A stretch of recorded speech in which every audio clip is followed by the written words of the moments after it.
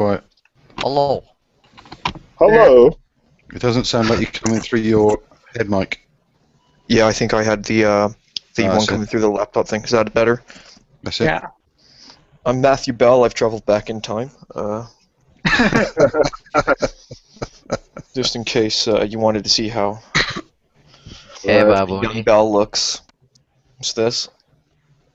All right, I was having a lot of technical difficulty, so I'm just gonna do my Hangout through my phone. It's showing the video through my laptop, but it might be confusing. But who cares? You sound fine. Okay. Cool. All right, so I forgot exactly where we were going. I think we went offline, but we were talking to Matt about his. Well, Matt was bold positing. assumption. He was positing a finely tuned universe, and he says that there's basically a scientific consensus, not an actual consensus, but like a general acceptance of that idea. No, I didn't say that at all. What I said is that it's not unheard of. It's in fact amongst leading cosmologists, it's not unheard of for them to be speaking about the fine tuning of the universe. Sure. And proposing a naturalistic explanation for that fine tuning by way of multiverses, as one example. Yeah, So- but don't you think they're being a little poetic when they're saying fine tuning? No, I don't. I think they mean exactly what they say. They talk about Roger Penrose, for example, just as an example, who's a theoretical physicist. He has calculated that the odds of the universe's low entropy condition obtaining by chance alone are on the order of 1 to the power of 10 multiplied by 123 or something like that.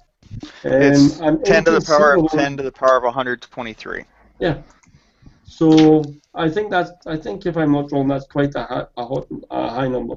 All right, Matt. The odds of any other universe, are they any higher than that? I don't know. That would be for any Penrose to answer. conceivable universe in that situation has the same types of odds. So of course. No, they don't. We don't know about other universes, so we can't make the measurement. We can do with our universe. Like I said, with my example of the puddle saying that this hole is perfectly shaped for it. You're just finding yourself in a universe, and you're saying the odds are so high for it to exist. Yet, Are you thinking that's what Roger Penrose, a theoretical physicist and scientist, is doing? No. Do you think he's doing that? Do you think he's in that puddle, and he's so stupid that that's what he's doing? No, no one said it's Do you stupid. think that's what Stephen Hawking is doing? Lawrence Krauss, Alexander Vilenkin, Alan Bohr, Guth? Do you think that's what all these cosmologists in science are doing?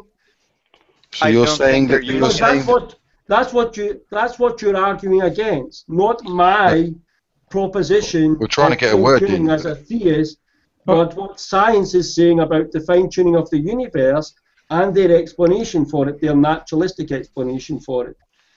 Which means they're not using fine tuning in the same way that you are. Then is that No, it's correct? not. No.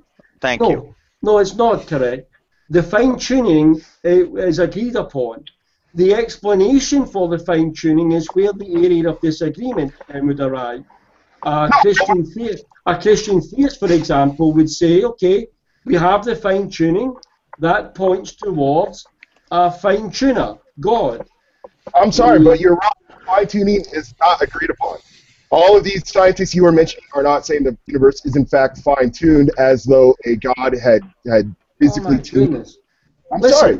Listen, Are you telling me? Are you Are you going to listen? Or claiming that the universe was physically fine-tuned? I am listening. Okay. Well, you're not listening, because if you listened, you wouldn't have made that fundamental error in repeating what I said. This is what I said, okay? I said the scientists and theists, they agree on the fine-tuning, they disagree, their point of separation is on the explanation of that fine-tuning. Doesn't the explanation change the definition of the fine-tuning? No, it doesn't. That's like saying that if you've got the Earth, and you've got young Earth creationists, and you've got old Earth creationists, or theistic evolutionists who all disagree how old the Earth is, that they're talking about a different Earth. That's Okay, a now- ridiculous But argument. now we get to the prop. No, that's not what it said. Now we get to where we need to be. Okay, the age of the Earth. Matthew, have you heard the arguments and I agree with you that the fine-tuning argument exists. The fine-tuning exists as a term in physics. But to me, it's a better argument for atheism than for theism. And I'm sure you've heard these arguments. Krauss said certain quantities have seemed inexplicable and fine-tuned, and once we understand them, they don't seem fine-tuned. We have to have some historical perspective. Right. Yeah, and his perspective is what? What's his explanation for No, that? so you were saying Krauss said that the universe was fine-tuned. But what I don't do, It's not what I- true. No, but he does say some constants appear fine-tuned. He does say that. Yes, That's- but then he goes on to say once that we understand them, they don't seem fine-tuned. Yeah. Some of them. And why not? Why We- not? What does he go on to say? And why does Lawrence Krauss, why is he one of the leading proponents of an explanation for a fine-tuning that he doesn't believe exists? Because it's like I said, they're using fine-tuning to mean something different than the theist does. They're not. All they're talking about is We both with the fundamental constants, that they are so precise that they point to not just being generated by pure chance, that they have some sort of explanation. No. No, that is not what they both mean. No, That's no. what the Let's get a scientific definition then of fine-tuning, since we've got people who allegedly know about science saying no. Fine-tuning does not mean that it didn't happen by chance. As a matter of fact, the reason why we have sextillion stars and 13 billion planets is because we're able to take as many probabilities as possible to get to this constants. It would make much more sense. It would make much more sense if you wouldn't need this many different worlds, so to speak, for this constant to occur. If there was a God, you could do it with one planet, one sun, one moon. Well, that's an assumption that you need to justify. That's just an assumption. Why would we? Why would Because you made the assertion. You have the burden of proof to demonstrate your assertion. You don't demonstrate an assertion by saying, "Well, why?" You've made several, Matthew. By trying to shift the burden of proof onto the other party. Well, no. We have a narrow range of properties for the universe to develop the life that we know of. Yes. Okay, this narrow range are precisely the required range needed for life in this universe to occur. If there were no God, naturally, okay? If there were a God, rather than needing all the stars and all the years that the universe has been around, 16.5 billion years, you wouldn't need, you would have, the only reason the universe needs to be this old and this big is if life occurred randomly without intelligent design. Absolutely not. That's a ridiculous. What that has to say is that God must act in a manner that I would act if I were God. No. But here's the thing. No. That's not what I'm saying. No. That's not what I'm saying at all. What I'm saying is that if we take this fine tuning to be natural, what we expect to see from the universe is exactly what we get. Absolutely no. It's not, because it's very, very old. Again, that's not the case. If you take the fine-tuning and you take the fine-tuning as it were, you don't have an explanation for that fine-tuning, a natural explanation for that fine-tuning, unless you are prepared to invest yourself in proposing that for which there is no evidence, i.e., multiverses. That is only if you assume that all other possibilities were even possible. And I understand that there are some people who have said that, yes, they're possible and here's what the odds would be. However, since we exist, the odds of it being the way they are is 1. Oh. The probability of what's the probability of your existence right now, Matt? Is it 1 in 1,000 or is it 1? It's 1 because I exist. Thank you. So what? That doesn't. That doesn't. So what I'm saying is that doesn't, the fine-tuning. but that doesn't negate the point that for me to exist, the conditions for me to exist had to be precisely correct. Okay, If they were and not, I have not disagreed with that. If they were not, I would not exist. Matthew. I have never disagreed with that. Right. Let me give you So, let me just give an because- example. Let me give an example. If you have a lottery winner Yeah. who claims to be a psychic and she only bought 3 lottery tickets, you would say, wow, maybe she is a psychic. But if she bought every single combination of lottery numbers possible, that would require no psychic ability at all. And that's what we have here. We have a universe that has every single combination possible because of the length of time and the vastness of this universe. We have so many combinations that contribute to the constants that we know Combinations of what? Let him finish. are properties. Well, I mean, expand on that. What do you mean by that? So the constants that we find in this, there are certain constants that are in this on this planet, like the gravity, like the gravitational. Or the low entropy at the start of the universe, which Well, no. Let's talk about gravity first. Yeah. Okay. Gravity is a constant on this planet, but not a constant anywhere else, right? If you go to the moon, the Well, gravity that's difference. not how he means it, Matt. I'm sorry, I didn't mean Matt. No. he's But talking about. I'm just trying to give a simple explanation of how the constants vary. From. I understand what you're saying too. What I'm saying is he's talking about the universal constant. You're saying that our life on this planet is contingent upon the gravity on this planet. Where Matt is talking instead about the other. I understand the analogy you're What I'm drawing. trying to do is say, what I'm saying is that the reason why the gravity is this way on this planet is because of certain things that we understand. The mass of the planet, the forces that interact on it from other planets and the sun and other stars in the solar system, so on and so forth. When we look at the constant, when we look at the universal constants like the speed of light, at that moment of the Big Bang, okay, when light was created, right? There is a vast number of possibilities onto how fast that light would have been, That's just an assumption. That's just an assertion. No, but that's the assertion that's being made by Roger Penrose when he's calculating the statistics for these constants, Matthew. He's making assumptions that there are these vast number of possibilities. Either way, if you take it as a vast number of possibilities, that's an assertion. If you take it as no number of possibilities, just a very narrow range of possibilities, that's another assertion. Yeah. And there are assumptions that all the scientists are making. Yeah, of course there is. The point is that when we look at the universe and we say, what are the chances that the constants would have been this way if it wasn't so vast and enormous? Yes, the chances are much, much lower. But the fact that it is vast and enormous means that there's so many interactions going on that life is much more probable somewhere.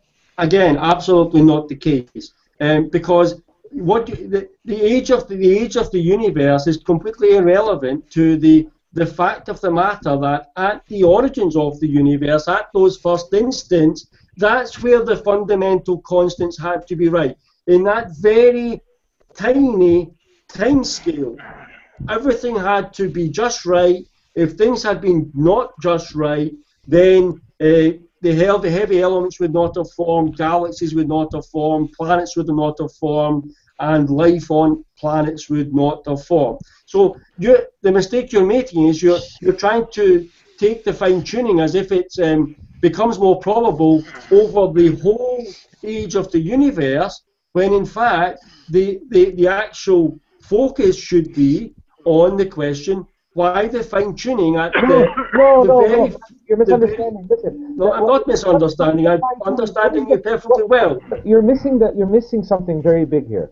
What is the fine-tuning? What is it fine-tuned for? It's fine-tuned for life. Yes. For life. You're missing the life part. Okay? I'm not missing the life part. Yes, you are. Listen. The fact that we have trillions of star systems and billions of years makes it more probable that life will come into be. That's just a fact. I mean, and not just here. Again, that's to make the same mistake you made before. Okay. You're not taking into account that at the very origins of the universe, at the first moment of the expansion of the universe, if things had not been precisely as they were in that expansion, there would be no stars, there would be no galaxies, there would be no planets, there would be nothing there to give any life at all. And that's where the focus of the fine-tuning is. It's saying, hey, why is it that, like Roger Penrose, his calculation is about the low entropy of the universe at the very beginning. It's No, things could have started. He's not taking the calculation over the whole period of the age of the universe. Things could have started differently, and a different type of life Mark, could have sorry, Mark, come out. sorry, Mark, just one more quick point, okay? Nobody is saying, Matthew, look, I have a Roger Penrose paper open here. I have another paper from Lee Strobel. And James, and I have one from James. You can close the paper by Lee Strobel. Okay. So here's the thing. Okay. Nobody is saying that it's not capable of sustaining life at all. They're saying as we know it. Even the universe as we know it. There is a fine subtlety there. As we know it. It's not saying at all. No, but actually not the case. For life, for different life for us to appear, you still need basic things to be present. How do you know that? As we know it. It's saying the universe as we know it, Matthew. So let's say you take away everything all the way back to the first moments of the universe, and no heavy elements form. No, let's say that Okay. Okay, so you have no heavy elements, you have no galaxies. Yep. You have no planets. Yep. Upon what does life form? Wait, Matt, you're the one pausing. Answer the question. Otherwise. Well, I'm asking the question. Not a curse. Upon Tell me what how does you- life form? Wait, Upon life as we know it, life as No, we any understand life. it forms this way. Upon, oh, my No, goodness. life as we For know it life- now. For life to form, you need As to we know it, No, any life. No, As life Matt, as we know can it. only know the life we know. So this Matt, is what you're doing right now is what you're positing is that without any planets, life could have formed in the universe. No, that's Matt, not what I'm we said. positing is that I do not let's know, go. Let's Matt, go. let me say what I mean. Yeah. You can say what you mean. That seems agreeable, correct? Yeah, go ahead. Okay, I am positing I do not know every possible way life could form.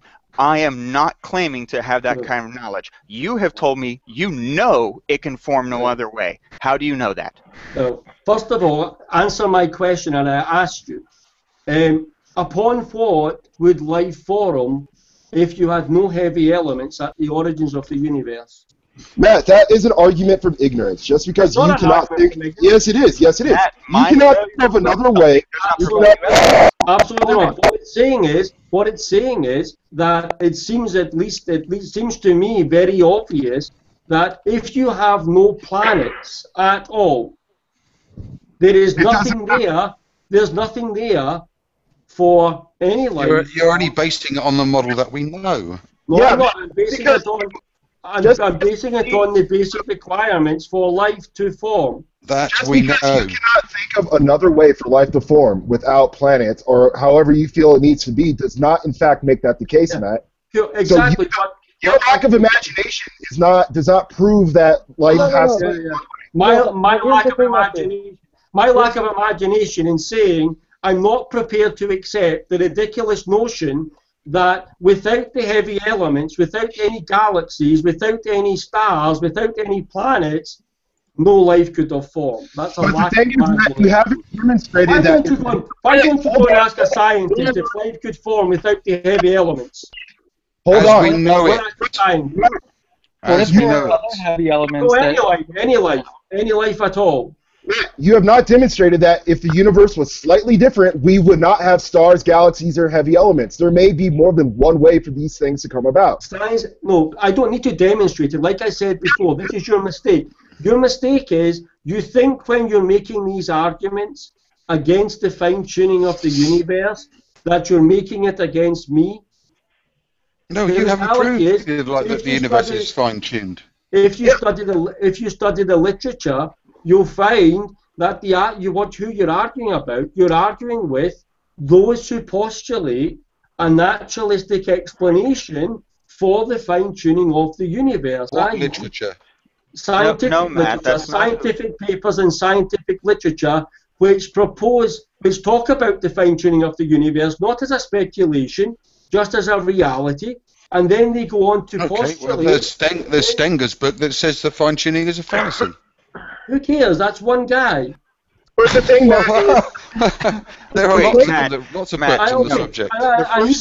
Here's another point to make on that. A book is not a peer-reviewed journal. Where says peer-reviewed scientific paper? but Matt, these things you are bringing up. Can I ask you an answer to that question? Where's Stenger's peer-reviewed, scientific peer-reviewed journal? He's a Christian. No, I don't care what he is. Where is his peer-reviewed scientific journal postulating? All right, what I'll he try and proposes? find one. In the meantime, Yeah. you can provide the peer-reviewed scientific journals for what you're saying, can't you? Yeah, I can. Yeah, of course I can. Go on, You can go and you can look at Roger. No, Bennett. no, I think, you in fact, provide them. Babui. You provide them. Babui has said. You he already- provide them. Yeah, I can. I can do that in 5 minutes. I No mean, problem. Victor Stenger is a doctor. I'll try. I don't care what he is. Where's the scientific paper? Well, I'll try and find it. In the meantime, you Cool. can provide the scientific papers that you're talking about, can't you? No, I don't know because I don't hold to the ridiculous Oh, I see. standard. So I have to provide details of what I'm saying, but you All right, don't. Are you saying then that it's okay to propose ideas that, as a scientist, that you've not presented for peer review? I didn't say he was a scientist. I said he'd written a book. Right. So is he a scientist? I'm looking him up. All right. So you don't even know if Victor Stenger's a scientist. Matt, are Well, these he's a papers? doctor, so I presume he probably is. You He's a presume, but you professor don't of know. philosophy at the University of Colorado. Exactly. A And- philosopher. Can I finish? Yeah. Thank you. He's an emeritus professor of physics and astronomy at the University of Hawaii and retired in 2000. Yeah. So So he's he's a not scientist. So he's not no, he's not a scientist. A scientist is Professor of physics and astronomy. no, he's retired. He's a retired scientist. Do you know the difference between a retired scientist and an active scientist in the field? What, so the fact that he's retired negates everything he's done, does it? No, what it means is It he's makes not. him a non-scientist. No, what it means is that What- he's no. not. Right, thank you. What it means is he's not active in the field of science. He's not practicing science in this day and age. Whereas all of the What, individuals, so we can discount Einstein because he's dead, can we? no, all of the scientists, Retired.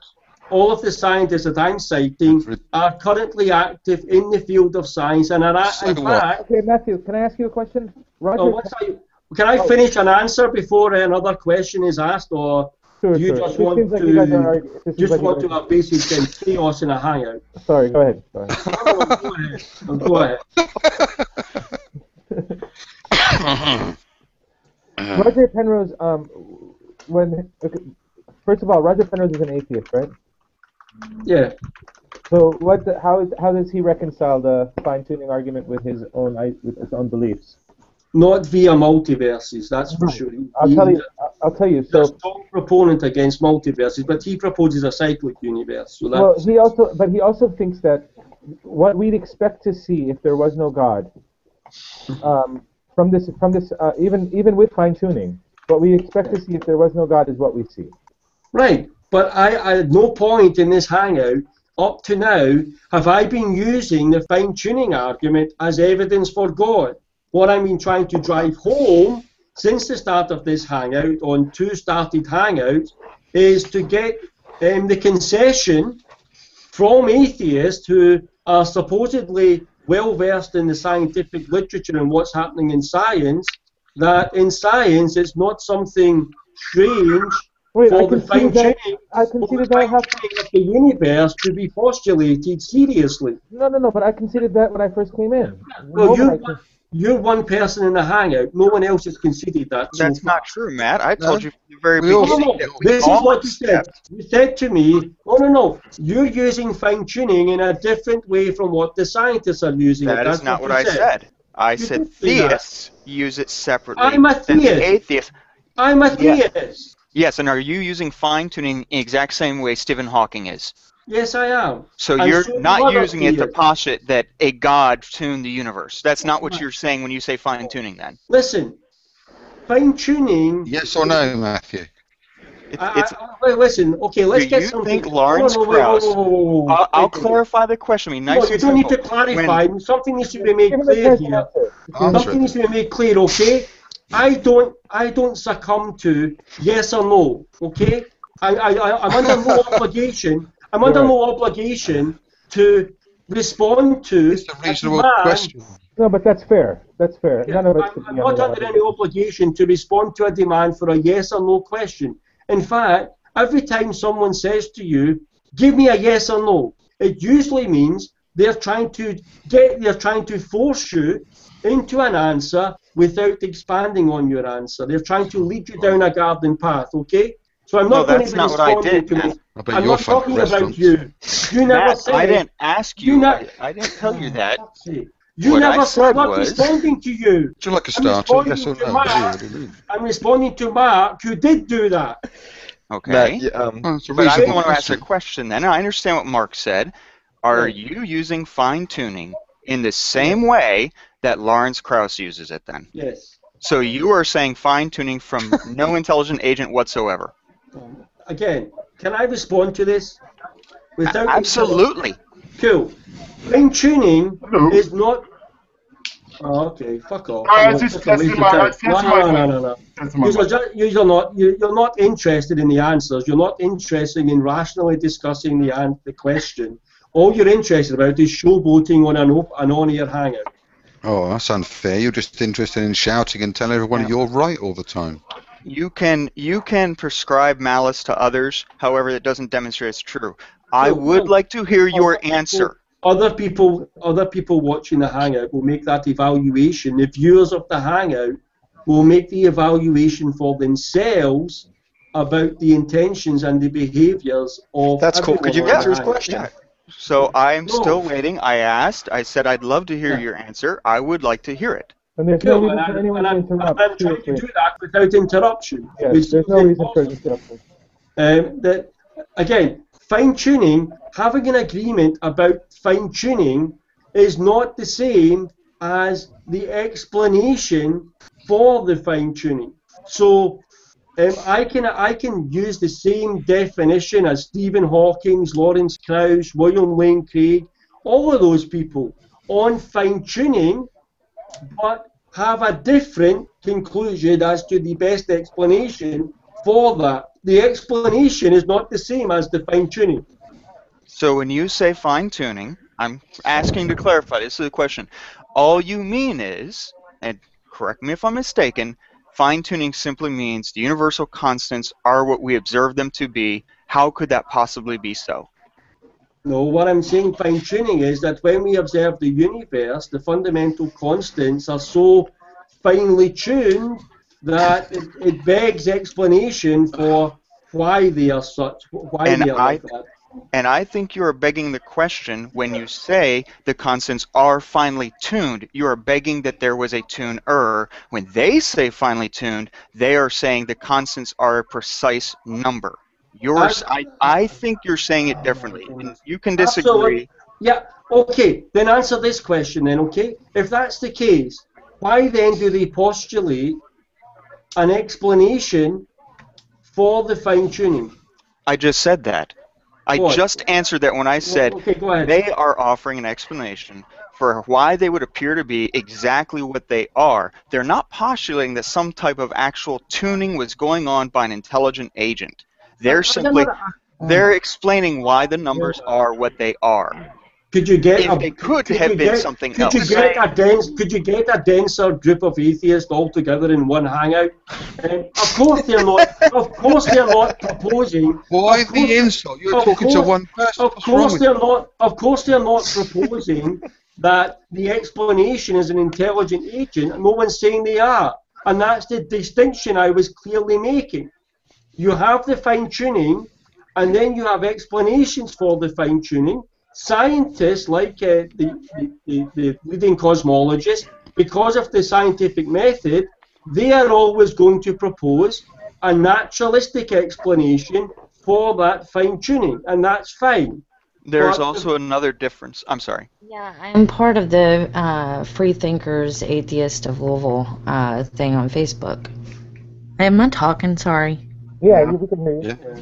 Sorry, I was talking on the phone to somebody, I'm sorry. Oh, Where they're saying certain constants appear finely tuned, and Yes, you're and that's what I'm presuming saying. they are finely tuned. No, that's what I'm saying. I'm saying when you look at the fundamental constants, they have every appearance of being finely tuned, and then from that, both me and the scientists are saying, okay, what's the best explanation for our observation there? But the thing is, when they're saying tuned, they're not using it the same way you're using the word tuned. I'm not using it in any sense of an intelligent agent fiddling about with the universe. They're using the word tuned in a poetic sense, and you're using this. You're converting this into a literal. Give me a quotation from any of those names I gave you where they state, hey, listen, we're only using this term poetically.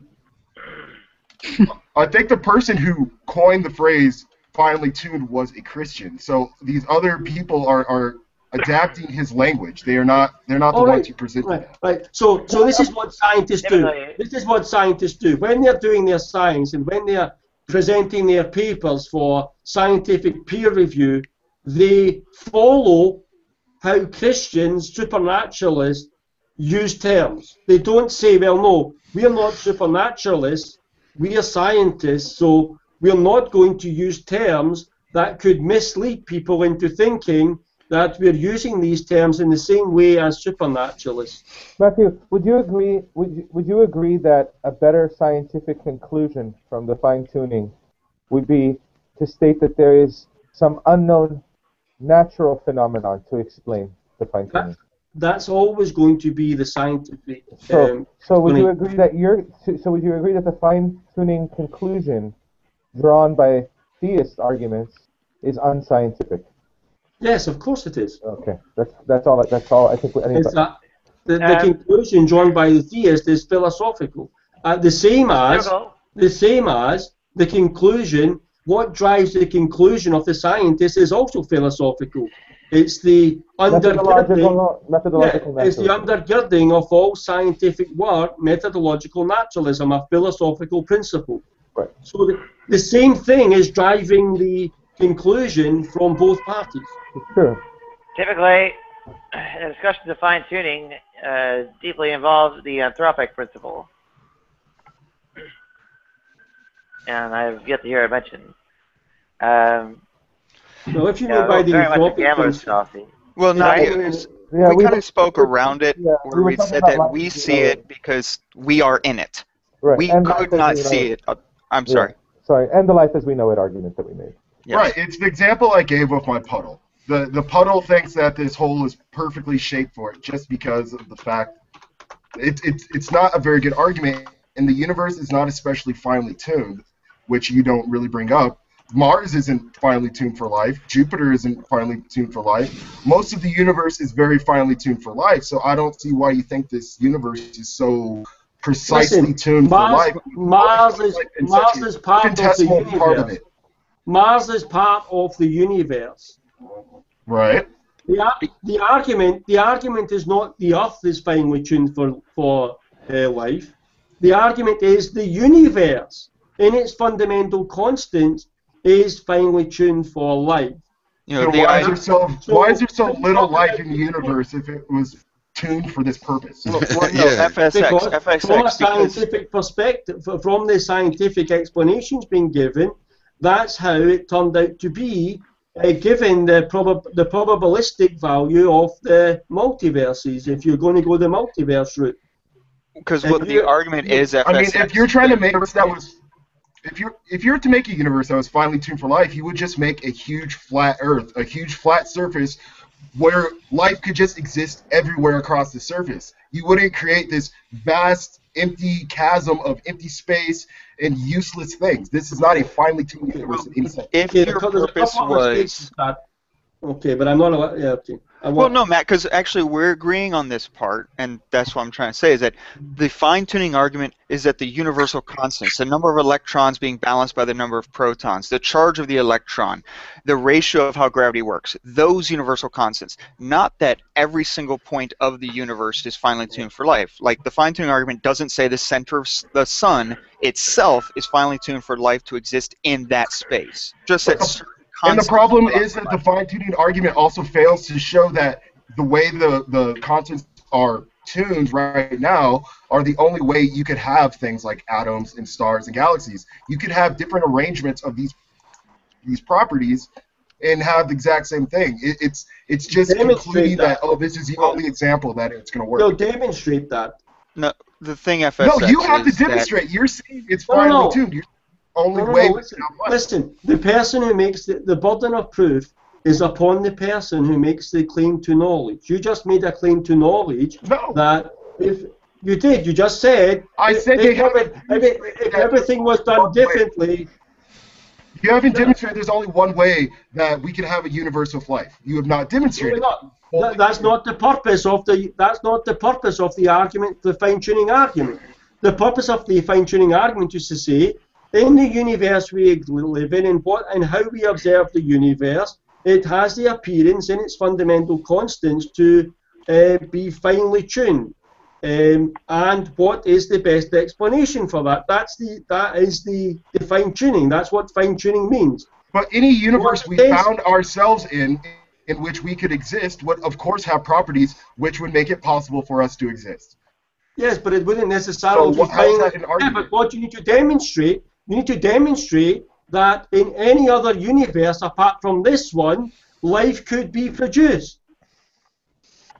Well, why would we need to? Why would it matter? Well, how it would matter is just because your assertion is, if things were different and we existed, well, I'm saying to you, well, you need to show that if things were different, we could exist. Or maybe there's one possible universe, and this is the only way things could be for us to exist. Or possibly there are trillions and trillions and trillions of ways we could exist. It doesn't matter. We exist. The fact that we live in a universe where we could exist is not an argument of anything. It's an argument of ignorance. You're saying I don't know any other way. So now the scientists who talk about the fine-tuning of the universe and to postulate an explanation for that fine-tuning are making an argument from ignorance. But you're just skipping over the fact that a lot of these scientists are saying it appears to be finely tuned. They're not, in fact, saying it is finely tuned. No, I'm not. You're saying all these scientists are saying it's finely tuned. When I say finely tuned, you can take that as an abbreviation for the universe appears to be finely tuned in the fundamental constants. It's an abbreviated form of that statement. I think if you just take out, if you say the same explanation, Matt, but just take out finely tuned and just say there appears to be universal constants, that gets rid of those words being loaded. No. The problem is that he's using words that were introduced by scientists. He's using a word that was introduced by the scientific community. That's a fact. Okay, all that says is that if the universe wasn't the way it is, it wouldn't be the way it is. If the universe didn't have, if particles didn't have the properties they have and the ratios they have, we wouldn't have the type of universe we find ourselves in. And the question about what we would find ourselves in if these things were moved around in any other way. And the question that follows from that is, and this is what science always does, it doesn't do the taxi cab fallacy and stop there and jump out the taxi. It says, why is it that way? And science is seeking, unlike you, science is seeking to answer why the universe has the appearance of being finely tuned. Science is not scared of that question. Because finely tuned is problematic. And to postulate fine-tuning is not equal to postulating God exists. Right. Yes, it is, because it requires a tuner. No. Yeah, but it's your big question. The fine-tuning in science, in the multiverse, The multiverse is the fine tuner in science, and but that's only one out of many, Matthew. Yeah. In the multiverse, there's no fine-tuning whatsoever. The multiverse, as you've already said, is to try and explain how every possibility could have happened. And if that's the theory, there is no fine-tuning in that. There's no tuning whatsoever. No. When you talk about the fine tuner and you say, well, naturalistically, what are scientists postulating as the naturalistic fine tuner of the universe? Their answer is the multiverse because if you have the multiverse, then you have an exponential number of universes, and just by the laws of probability, a universe like ours, with the appearance of design or fine-tuning, is going to appear. Yes, but there would have been no actual tuning, is what I said. No, there wouldn't be a physical tampering with anything, no. Well, there wouldn't be any tuning whatsoever if you're positing the theory that says all possibilities were done. If all possibilities were done, then there was no tuning. Yeah, but not all possibilities are done. In the multiverse, it doesn't say that every conceivable type of universe was done. Okay. Like, for example, but another model... logically contradictory universes cannot exist. Yes, but Matthew, the model of multiverses isn't the one postulated by a consensus of people trying to explain fine-tuning. No. Well, actually, I would dispute that. In scientists, in scientists who are active in the field of cosmology, most of them who are to talk about the fine tuning go on to postulate either a many worlds or a multiverse hypothesis as an explanation of that. E.g., Lawrence Krauss, Vilenkin, Borde, Guth, all of those people, they all hold to multiverse or many worlds scenarios. And the many world scenario is also known as the cyclic model, right? Yeah. Okay. Now the cyclic. Okay. So. No. The many worlds scenario. I don't think it would be the cyclic model. It wouldn't be Penrose's cyclic model. No. Sure. That's many worlds. Universe after universe after universe. No, it's not. Fundamental physical constants wouldn't change between the cycles. Yeah. Oh, I see. Yeah, I think there's an issue here with, frankly, the relationships between the fundamental constants. Various have been discovered at various points to actually be interrelated, and the number of degrees of freedom that lead to your huge number So Nadia, very strangely related. Let me ask you this, Nadia. Define the universal constants, the fundamental constants that we have in our universe. Is the best explanation we have the multiverse so far? Not according to Penrose, no. I don't know. I don't really follow multiverse affairs. Okay. Matt, I just fail to see how this gets to your God. I have not even went close to proposing this gets to my God, and this is what I find objectionable about some atheists. As soon as you use a term like fine tune, they automatically dismiss that idea. Because there's a lot of baggage included in using the word tune, and you are abusing it like crazy, and that's why we are objecting to it. And you're claiming it's scientific when the scientists you are quoting are not even following the same conclusion you are. You're not even drawing the same conclusion as the scientists you're claiming are using this word. This isn't a big word in science, fine-tuning. They do not bring that up. This is a big word in theology. Okay. So are you making the assertion on a live open-air hangout that you will not find the term in scientific papers by cosmologists, fine-tuning? I'm sure you can find the term someplace. I'm saying it's not a big issue. It's not what they're working on. So are you saying then that there's no scientific papers which are focusing on the fine-tuning of the universe? That's not what he said. So why is it even discussed then in scientific papers and journals? Why is it, for example, that when Lawrence Krauss, a current active scientist cosmologist, why did he give a whole lecture in, I think it was Denmark last year, all about the fine-tuning of the universe and all about multiverses and then done a QA session with other scientists and philosophers? Because it's provocative. It gets them attention. It sells books. It gets them funding. So what you're saying is that insignificant issues sell books. Yes. Why do you think he wrote a book called A Universe from Nothing? Because it's not an insignificant issue. It's a significant issue. It's an active field of cosmology is about the origins of the universe. Right. He was proposing. He was talking about that subject matter. It's not insignificant. It's very significant in science and in cosmology. You're trying to suggest that Krauss is working along the lines that this universe is fine-tuned. He's not. He may have mentioned it, but it doesn't mean he's working along that, and that's what he believes. All right, Which is what you're trying to suggest. So again, what you're saying is that Lawrence Krauss does not, even though he doesn't like the idea of a multiverse, that he doesn't propose a multiverse as the best explanation for the fine-tuning of the universe. He doesn't propose it as the best explanation for fine-tuning. He proposes it as the best explanation for our universe being the way it is.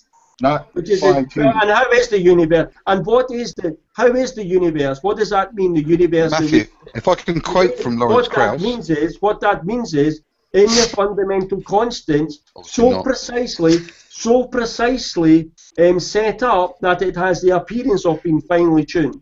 I'll put it in the chat, it'll be easier. No, please, go ahead. Go ahead, Mark. I'm just looking at Lawrence Krauss's... What's the quote? You're quote mining. Well, no.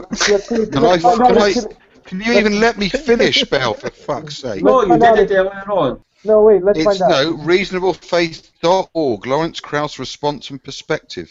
Reasonable Faith is William Lane Craig's homepage. Yes, and on there... Right, oh my goodness. So now we got you quoting William Lane Craig's page. Wow. No, he's quoting Lawrence Krauss as cited by William Lane Craig. But let's see what he has to say first. Let's just hear the quote. Please. Right, it's quite a long... It says, fine-tuning, the appearance of design is one of the most subtle and confusing aspects of our universe. Charles Darwin, with his Origin of Species, brilliantly and masterfully explained how the modern world, with its remarkable diversity of life forms, may have the appearance of design without any design at all. It was one of... I mean, it would be quicker for me to post it in the chat rather than read it all out, because it's... Go ahead. It's quite short. And that's a point that I was trying to make in the chat as well. Just because something may appear a certain way doesn't make it that way. Evolution shows that it was not designed.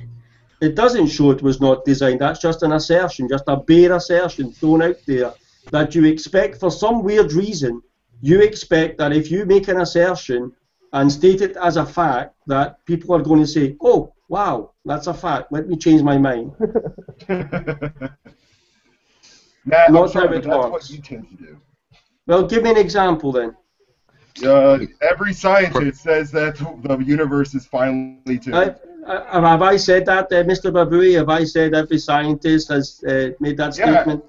You said it's not me saying this. This is scientists saying this. Yes, scientists, not every scientist. And I named the scientist. I actually named the scientist. And when someone said a consensus of scientists, I corrected them and said, no. It's not a consensus of scientists. There are scientists who do not hold to that. So you're just talking out your ass when you make the claim that I said every scientist, or even imply it. I explicitly denied. Science. You said science, which implies... I said scientists. No, you said science. People can rewind the hanger. They can do it. That's fine. Matt, what is the point? What is the point of your fine-tuning argument? Where does this get us? Again, the point of this was a trivial matter. The mere mention of fine-tuning being met with a barrage of protests from atheists because they cannot... They haven't studied the literature. They don't know what scientists are saying on the matter. They don't know what scientists are proposing as the explanation of that. All I was doing was trying to say, hey, in science, fine-tuning is not such a big deal. It doesn't mean God. The objection is that when theists start talking about fine-tuning, they quickly move into circular logic, where the fact that it was called fine-tuning therefore requires a tuner. So we see that you're about to beg the question, and we know you're going to. So No, you don't. What you're But he doing didn't, is though. you're making, I would say we're you're predisposed making to believe you're going to. You're making assumptions. You're making unjustified assumptions. No, they're not unjustified because we Okay. see They it are happen unjustified. regularly. So there They is are a unjustified. maybe I'm unjustified. So where I'm does on the record. fine-tuning argument? Where does the fine-tuning argument get us? If I haven't made the fine-tuning argument. make a point, then why are we arguing about fine-tuning? I've made my point. Listen, And the here's how point this is, happens. in a hangout called Science and Religion, and I pointed this irony out in the last hangout that got closed down, the irony is that you have atheists in a hangout who are supposed to be scientifically minded and following science Are they? and conversing Who with says that? Yeah, where you have What's that got to Who do with says that? atheism? and what you have is you have Wait, stop. I you get have a your point, religious Matt. person. You have a religious person who's No, but supposed it's to not. be anti-scientific. Who says that? Who says that? Who? Well, Where does it say that? Who said that? Atheists all over the internet. Which atheist? You mean Richard Carrier, Carrier, Richard Dawkins, Richard Thunderfoot, Carrier, Matt Dillahunty, Lawrence Krauss, yeah, all those idiots. all those. So that's all of them. Then. Oh, the same idiots you quoted earlier to try and make I your never own quoted. argument. I would Like never. Krauss, you just said Krauss is an I idiot would never. Yeah, before you were yeah. using him for your fine-tuning argument. No, See, Matt, I'm I using actually a got your point. scientist current in I agree with cosmology. you wholeheartedly in Well, what you're just saying. I because- understood your point where you're saying that you fine-tuning exists, but it's the cause, right? The problem is, Yeah. Matt, is the delivery that you take. It takes you so long to get anything out that people get turned off Well, while let me you're tell talking. you why that is. Let me tell you that is. Why that is because every time you try and put forward a simple answer, you get constantly interrupted, and that leads to the point that where you do begin to talk, you just say to yourself, okay, I know I'm going to get interrupted here, so I'm just going to go ahead with it and just No, talk that's not over it until such. Well, you just did it. You just interrupted me. You just proved No. what I said. Did you take forever to get something out? Yeah, Well, it's that's like tough it's shit. like Uh, it takes you a that- really long time, and it's You almost dominate like- entire hangouts, Matt, because you talk over everyone else and you don't shut up. That's not the case. I mean, this is just ad hominem, okay? No, I'm just explaining as someone This that's is never just interacted with you ad before, and I've watched it. It's the frustration from people with you, Matt, is that, and this is getting off the topic, is that Yeah, it is. it's you're smashing your head against the wall, and you've already explained your point, and then it takes too long. Well, I can't be held responsible if some atheists are too thick to see a simple point, okay? No, I mean people get the point. It's how long it takes for it to Who come mentioned out. ad hominems? It's just that you Well, interject you know, so they're much different when he baggage did. into what you say. You just assert so many things in this long Like what? tirade Like you what? have. Like what? Oh, the universe. I can't give an example right now. It's,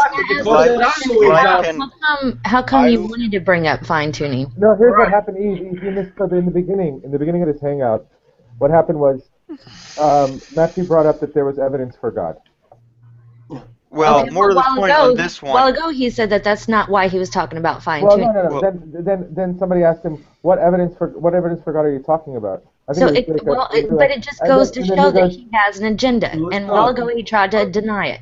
Well, in particular, in this one, what happened was, and what I questioned him on, was how does he know life can only exist under the constants that we observe in our universe? Because he said they only can because we can't give him a way they might exist some other way, which is an appeal to ignorance. I'm sorry, it is an appeal to ignorance to say, well, if you don't here's what know, happened. then Here's what happened. So that isn't what happened So at all. Matthew started just bringing up examples that theists use as evidence from God. He didn't say that he takes on these arguments himself. So he brought up the creation for the Big Bang, and then he brought up fine tuning. Well, Jacob, that would Jacob be jumped in and he fine goes, if wait, he what's the fine tuning argument? Matthew started to talk about the fine tuning argument. That would be fine if he didn't suggest a while ago that that's not his purpose of bringing them up. It wasn't my it wasn't purpose. his purpose. I was It wasn't asked. his purpose. I was asked a question. What is this evidence for God? I gave bullet point answers to answer the question that I was asked, and from that developed this ridiculous disputes by atheists about fine-tuning not existing when science, the scientific, when science says that it does exist. It's not that. There you go again. You say See, that's science. what you're. That's an example. You're saying the word science like that includes I'm every not, I said scientist. scientists. No, you said science. You said science. Didn't say science. Open your ears. Go clean your ears or something. Matt, Just we have been said listening to you. science. You spoke for all of science. You said science says Absolutely fine-tuning not. exists. Okay. Scientists say Well, people can rewind it and watch No, it who themselves. Yeah, cares of course if they it's science can. or science? That's a Guys, lie. this is exactly And what the they kind of can- what- semantic bullshit that we've been dealing Yeah. with the whole time. Who Yeah, cares? and this is the problem. Even This if is the- fine-tuning is 100% true, it doesn't prove God. That's the point. exactly. And I No, know God It's not something that we have to wouldn't argue even against. fine-tune Like, anything. it's not something that atheists have to take like, oh my God, fine-tuning, let's bash this guy over the head. No, screw it. We can defeat that argument without having to worry about it, man. That's the point. That's the point that I think was being made. Well, see, I, speaking for myself, react to it because of the constant equivocation where it turns into an argument for fine-tuning and then inserts a tuner when that's not how the scientists mean it. They Yeah. do not mean it in the same sense, and yet I see that coming from theists, not necessarily, Matt, regularly. So when I presume, Matt, wait, when I presume that a theist does intend to use that equivocation, I have a justification for it. You don't, because what you do is when you've just done it again, and what you keep doing is you keep equating. You're the one equivocating. You keep equating fine-tuning with the explanation for that fine-tuning. The two are separate subjects. They're But not the it's same implied. subject. It's not implied. implied. When you It's say not implied fine-tuner, at all. yes, it is. So are you saying then that when in the scientific literature, any scientist who uses the term fine-tuning, they're implying a fine-tuner? No, I'm saying that's I'm what saying you the do. opposite. Not Mr. implied. Kakabui just stated that you started argumentations of what theists use. No, I You didn't. went into fine-tuning. Actually, what? Listen, when you're on a hangout, Dave, this is how hangouts work, okay? Well, here we go. If you're asked a question, you answer it, okay? If you try to do that, you'll. Well, when are you going to start doing that then? Well, I try to do that to the best. I think I do that fairly consistently and to a far better degree and a Then far you deeper do. view than you are capable of. Oh, okay. I mean, your kind of hangouts, just to give you an example, your kind of hangouts is where you dress up like an idiot and you try and make a I'm fool sorry, of people. Matt, are you just going to throw out homonyms, or are you going to bring You mean when I dressed up like you? I don't know. Was that supposed to be me? Wow. Yeah. I'm dressed up as you now, Matt. That was a very bad. That was a very. Why does that even matter? Why What's that would got to you do with bring anything? something like that up? I do all sorts. I do all sorts of hangouts, Matt. I'm capable of doing all sorts of different hangouts, unlike you. Well, it's easier to address your looks than it is your arguments. Yeah. When you can do a hangout where you actually engage in rational discussion of the issues. How do you know I haven't? How do you know I haven't? Every hangout I've seen you on, you've been, Every hangout you've seen me on. yeah, and you've Yeah, been I've lacking. done- Yeah, well, that proves you wrong then, doesn't You've it? been lacking that. Because you haven't seen attribute. every hangout I've ever been in. I didn't say I did. I said everyone Right I then. have seen. Right then. So, Everyone I have seen. right then. Well, it's just your That's not opinion. every hangout. Well, okay, so observation now is just an opinion. Yeah. No. Yeah, No, your just conclusions the are an conclusions opinion. that you draw from seeing him is your opinion. You it's opine not. that he's an idiot, that he dresses up like an idiot. That is your opinion. Well, Is he it does dress like. Well, if you go and look at the video, you can come to your own conclusion whether he's dressed like an idiot or not. Well, Yeah, I just- just, I That's your was dressed opinion as based on you. your perception and your preference. Yeah, of course. I mean, Matt, I might thank you. Then it's your opinion. Matt, I could say you Some speak like an people might idiot think because that you you have dress like an fever idiot. sheets, but that's just an ad hominem. An ad hominem can only take place in the context of an argument. You don't get ad hominems outside the context of an argument. So learn what I'm the saying ad you're hominem is. okay. I'm sorry, Yeah, Matt. I could say Learn what ad hominem is first before you use it. Okay. okay. I could say Matt Bell's logic and reasoning is insufficient because he has zebra sheets on his bed. Now, is that still valid? not? That's still not an ad hominem. That's just an insult. Okay, whatever. An Plus, ad that's not a hominem, bad, is it, an ad hominem is when you attack a person rather than their argument. So they Like need to be calling presenting someone an argument. An They idiot. they need to be presenting an argument, and you need to be trying to avoid that argument by attacking them before you're committing an ad hominem. Oh, okay, well, it's Some- still there's no reason for you to have stated what you did. Well, Some, but perhaps that's your not all. opinion. To use your own phrase, that's your Yeah, opinion. and your statement was an opinion as well. Well, that's your opinion. But Matt doesn't We know can what he's make- talking we about. can reduce everything to an opinion. Okay? So, But the purpose of this hangout is not to sit here and mock people. Well, that's correct. So why are you doing that then? I am bringing up the fact that you did that, Matt. Yeah, and in doing that, and in doing that, yeah, you're engaging in mockery of my views and referring to them as just opinions. That's not mockery. Oh, and that's just your opinion. You know what? If you continue down this route, it's just going to be circular. And Exactly. So learn the lesson then. Learn the lesson. Maybe and learn you it should well. learn the lesson, hothead. What lesson would that be? Who do you think you I are? think the lesson we have to learn from this is that Matt is here to throw out things and not have a discussion to get somewhere. Oh, right. Okay. That's so my opinion. That's my opinion. Yeah. That's the kind of stuff we usually get from you. All right, Matt. Actually, Matt, since you've never spoken to me before, you can't say what you usually get from me, can you? Yeah, I Or- can. Okay.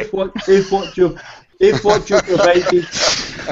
what you provided so far in the hangout is typical of what you're going to throw out going forward in the future, it's going to be misunderstandings of Bloody science, Robin's views as misunderstanding well. of logic, and a misrepresentation of another person's views. That's what you've Matt's- produced so far. Matt, what's your understanding of how events occur temporally? Because when you say what you usually get from me speaks about past events, not what you expect you could get in the future. You know what induction is? Oh, absolutely. Excellent. So apply some induction to that. No, I absolutely do. We You're predict not what, backing up we your predict, argument. We predict what we're going to expect to see in the future by what we've experienced and observed in the past. That wasn't your claim. Your claim is what you usually get from me. Yeah. Which, if what- you have what- no what prior I said. experience with me, you have not anything I to have- base that upon. I said, based on what you produced thus far, which is referring to the context of Oh, this thus hangout. far isn't usually, Yeah. is it? I never used usually. I said thus far. You said usually. That's what I usually get from Again, you. You said. This is again. This is a good thing about Hangouts being live. You can rewind them. Yeah, exactly. When Yeah. Mark comes in and tries to misrepresent someone's position, they can just go back and play it back. Yep. And people should do that. They'll learn how dishonest they it is will. by doing that. Can we get to like a real discussion? Yeah, can we get to a point, or are we just going to constantly cry about the... Well, you opened a hangout. You called it Science and Religion. So what was the purpose of opening a hangout? You just have an open discussion Yeah, cool. About what? Science and religion? about whatever people wanted to bring up. Cool. All right, would you like to present evidence for your God? Is that relevant to the subject of science and religion? Okay, everything. But see, this is why it sucks having you on these hangouts, man. It's because whenever I ask you something, it's always something else. You always have to cry and bitch about everything. Just do you want to talk about? I've already presented. Or do you just want to cry? I've already presented the evidences that are usually presented for the existence of God. All right, what would that be? I've already presented them. The explanation for the origins of the universe, the fine-tuning of the universe, the existence of contingent beings, the objective moral values and duties. Are there any that you particularly find strong? Yeah, of course. They're all. All of those arguments. In order, it would be the Alvin Plantinga's model ontological argument would be the strongest argument demonstrating that Christian theism or theism is rational. All right, why don't you present that one? It doesn't demonstrate it's because correct. I find it funny that you kind of No, avoid okay, but the evidence for your God. I know his article. Yeah, I know okay, that model ontological argument. Well, hold on, he everybody. himself said it is not a proof of God. No, well, It's yeah, just to that's say what that I- belief is And that's what rational. he just said now. That's But what I just said. Here's the question here, guys. Okay, I want to know why it's rational. Does any atheist on this hangout believe that the belief in the existence of God is irrational? Yes. Is anybody willing to say yes to that? Yeah. I think it is. Yeah. Okay. It depends how you define There is it. a huge. It depends. Yes, thank you. That was it. So what's going to happen? So what's going on now is Matthew's going to present an argument that shows it is irrational, and try to prove that people who hold that it's irrational are wrong. Does that No, sound like I'm a not fair saying that thing to do? people are not irrational, but I'm not saying that the position itself is rational. people can be perfectly rational, but yet nobody. But because we're human, I mean, we don't hold fully rational beliefs. That's always. The question was, do you believe that the belief in a God is irrational? Yeah, but that belief is irrational, but that doesn't mean people who believe it are. Nobody said that. Nobody said that. We're just asking if that belief is irrational. Matthew's going to present an argument. Matthew's presenting an argument for why it is rational to believe that. All right, let's hear it. Well, I mean, if I'm going to present an argument, it would be the Callum cosmological argument. Okay. In its newest form, if the universe began to exist, then the universe is a transcendent cause of its existence. The universe began to exist. Therefore, the universe is a transcendent cause of the universe. That cause, when you analyze it, has necessary properties: immateriality, timelessness, spacelessness, changelessness, very powerful personal being, and that's what we normally refer to as God. Okay. Now, I'll let you go through the whole thing. Now, what is the first premise? What's the first premise? Well, we'll go with everything that begins to exist has a cause of its coming into existence. Okay. Everything that begins to exist has a cause. How? Demonstrate that. Material. No, you just stated that. So explain that. How do you know that? Well, because first of all, there are no counter examples of that. Otherwise, it's consistent with. It's consistent with every observation of the universe in which we live in. If something begins to exist, it has a cause of its coming into existence. How do you know that? Everything material? No, it's not everything material. The Callum cosmological argument very clearly specifies it. When it talks about cause, it's not referring to material cause, but efficient cause. We actually don't have any experience with something coming into existence. We have experience with things changing form. Is that true or not true, Matt? No, that's false. That's meteorological nihilism. That's nonsense. No, I just said, you said our experience. What experience do you have of something coming into existence out of nothing?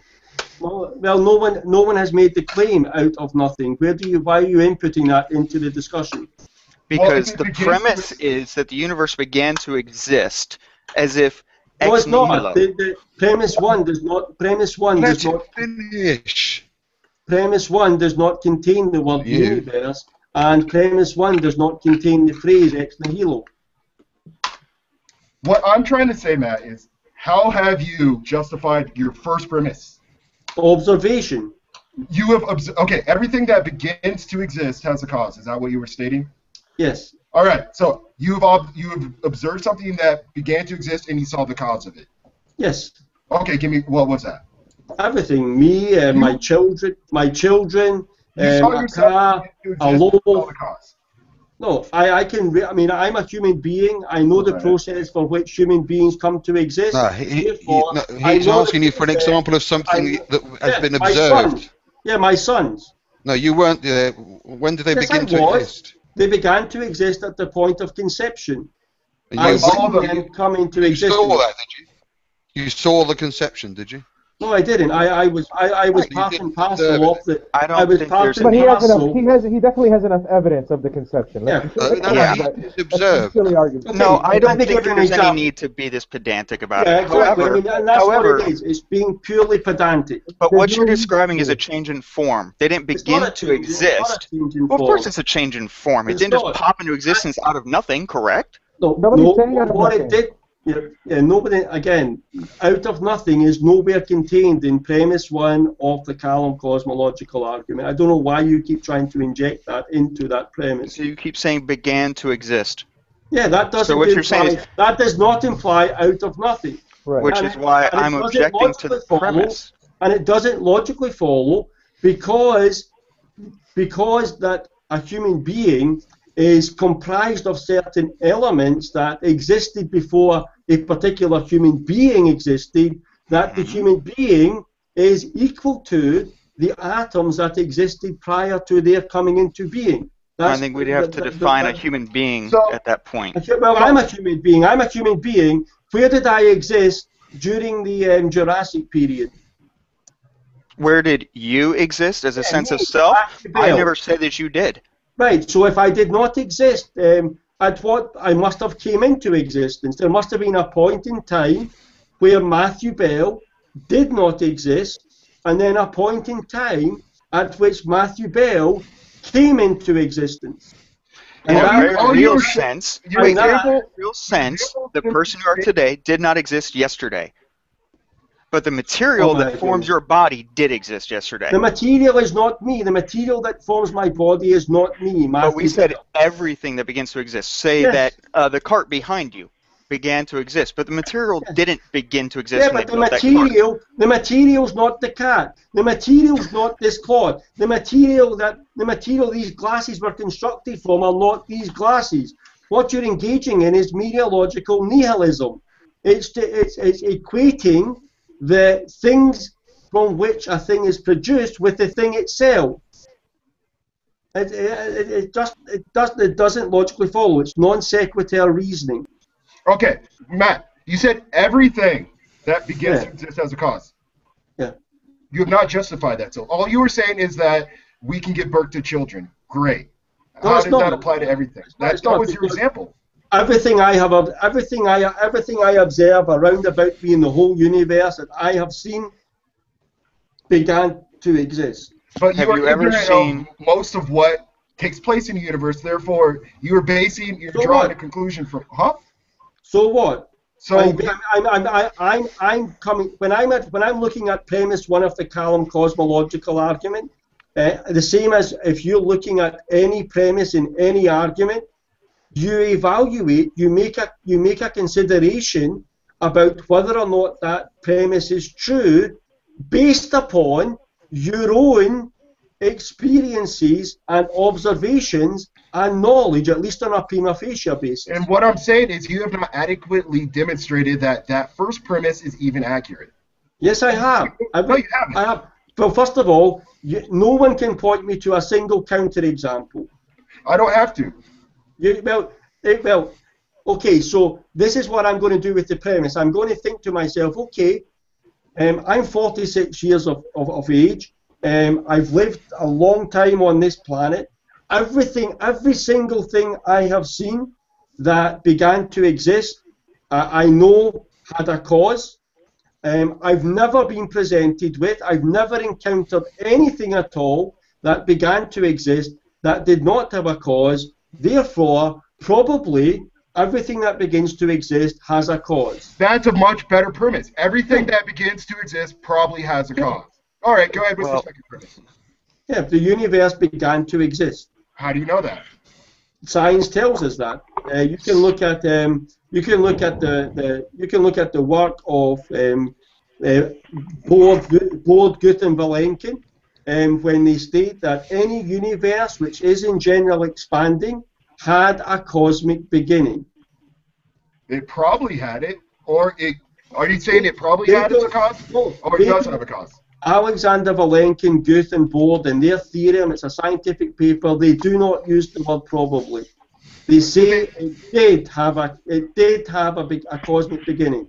So it's absolutely had a cause. There's no way it was wrong. We can be wrong about that.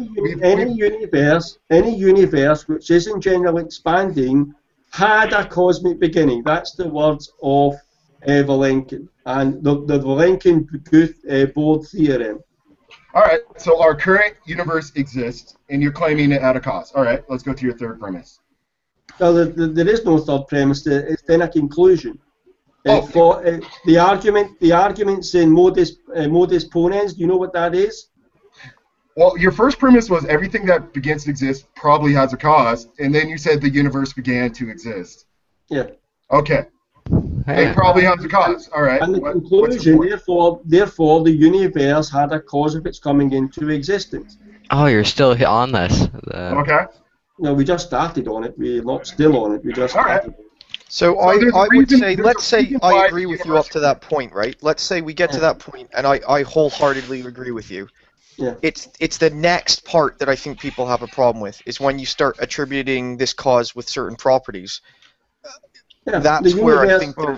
No, as soon as you define the universe as something like the whole of the the whole of the material, space-time universe, then you can make some inferences about what the cause must have been.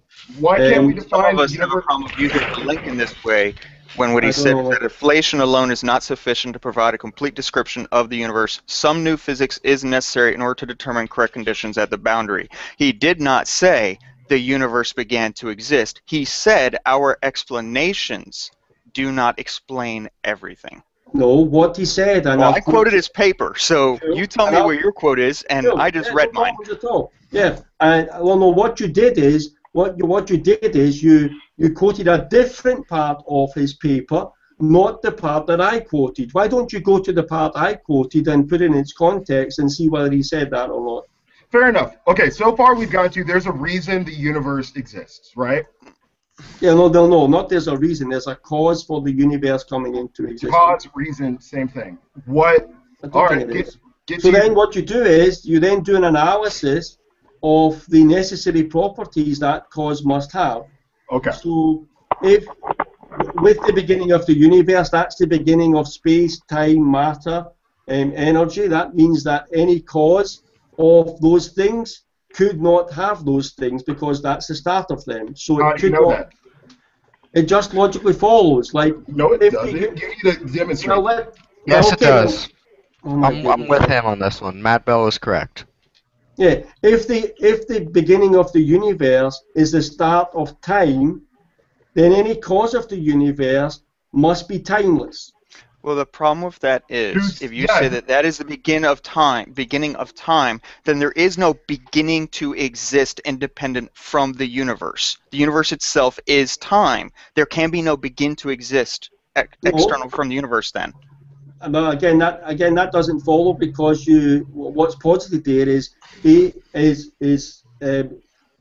causality, simultaneous causality. So the point of the universe coming into existence is equivalent to the action to bring it into it, simultaneous causation. But we're assuming So not nothing existed postulating- outside of the universe. That's Who is saying that? well, that simultaneous causation is assuming the conclusion. You're It's not. assuming it had to be simultaneous. Simultaneous causation is a response to an objection to the column. So the column doesn't specify by an act of simultaneous causation the universe was brought into existence. The only area that comes up into question is when an objection is raised. Well, if the cause was timeless, how could a timeless thing do an action like creating a universe when there was no time? That would be contradictory for something that's timeless to act. Well, Because not just that. Actions require time. It wasn't just that, but you were also bringing up about how the theories are that the universe and space-time are tied together, that time is not independent from the universe. So it's not that a timeless being did it. The timeless being is something come up with to try and address how time appears to be a property of the universe, not something external to the universe. No, listen, you're postulating a cause of the universe. The cause No, of I'm the not, universe. actually. Oh, the Callum cosmological argument is. Yes, it is. Right? And it's been agreed arguendo to this point, premise 1, premise 2, and the conclusion. No, And the guy, premise 2 has not been agreed to. Ray said, and I was responding to Ray, he said, okay, let's say we get you to that, we agree to that point, the conclusion. Premise 1, premise 2, and the conclusion. So what he's doing there, he's saying, for the sake of argument, let's give you that. Now, how do you then get to the next bit about that cause being God? I was responding to Ray's concession arguendo for the argument. That's where we are. So you then have the conclusion is the universe had a cause for its coming into existence. No. And No, wait, FSX, what Matt says is true. That's the conclusion of the argument.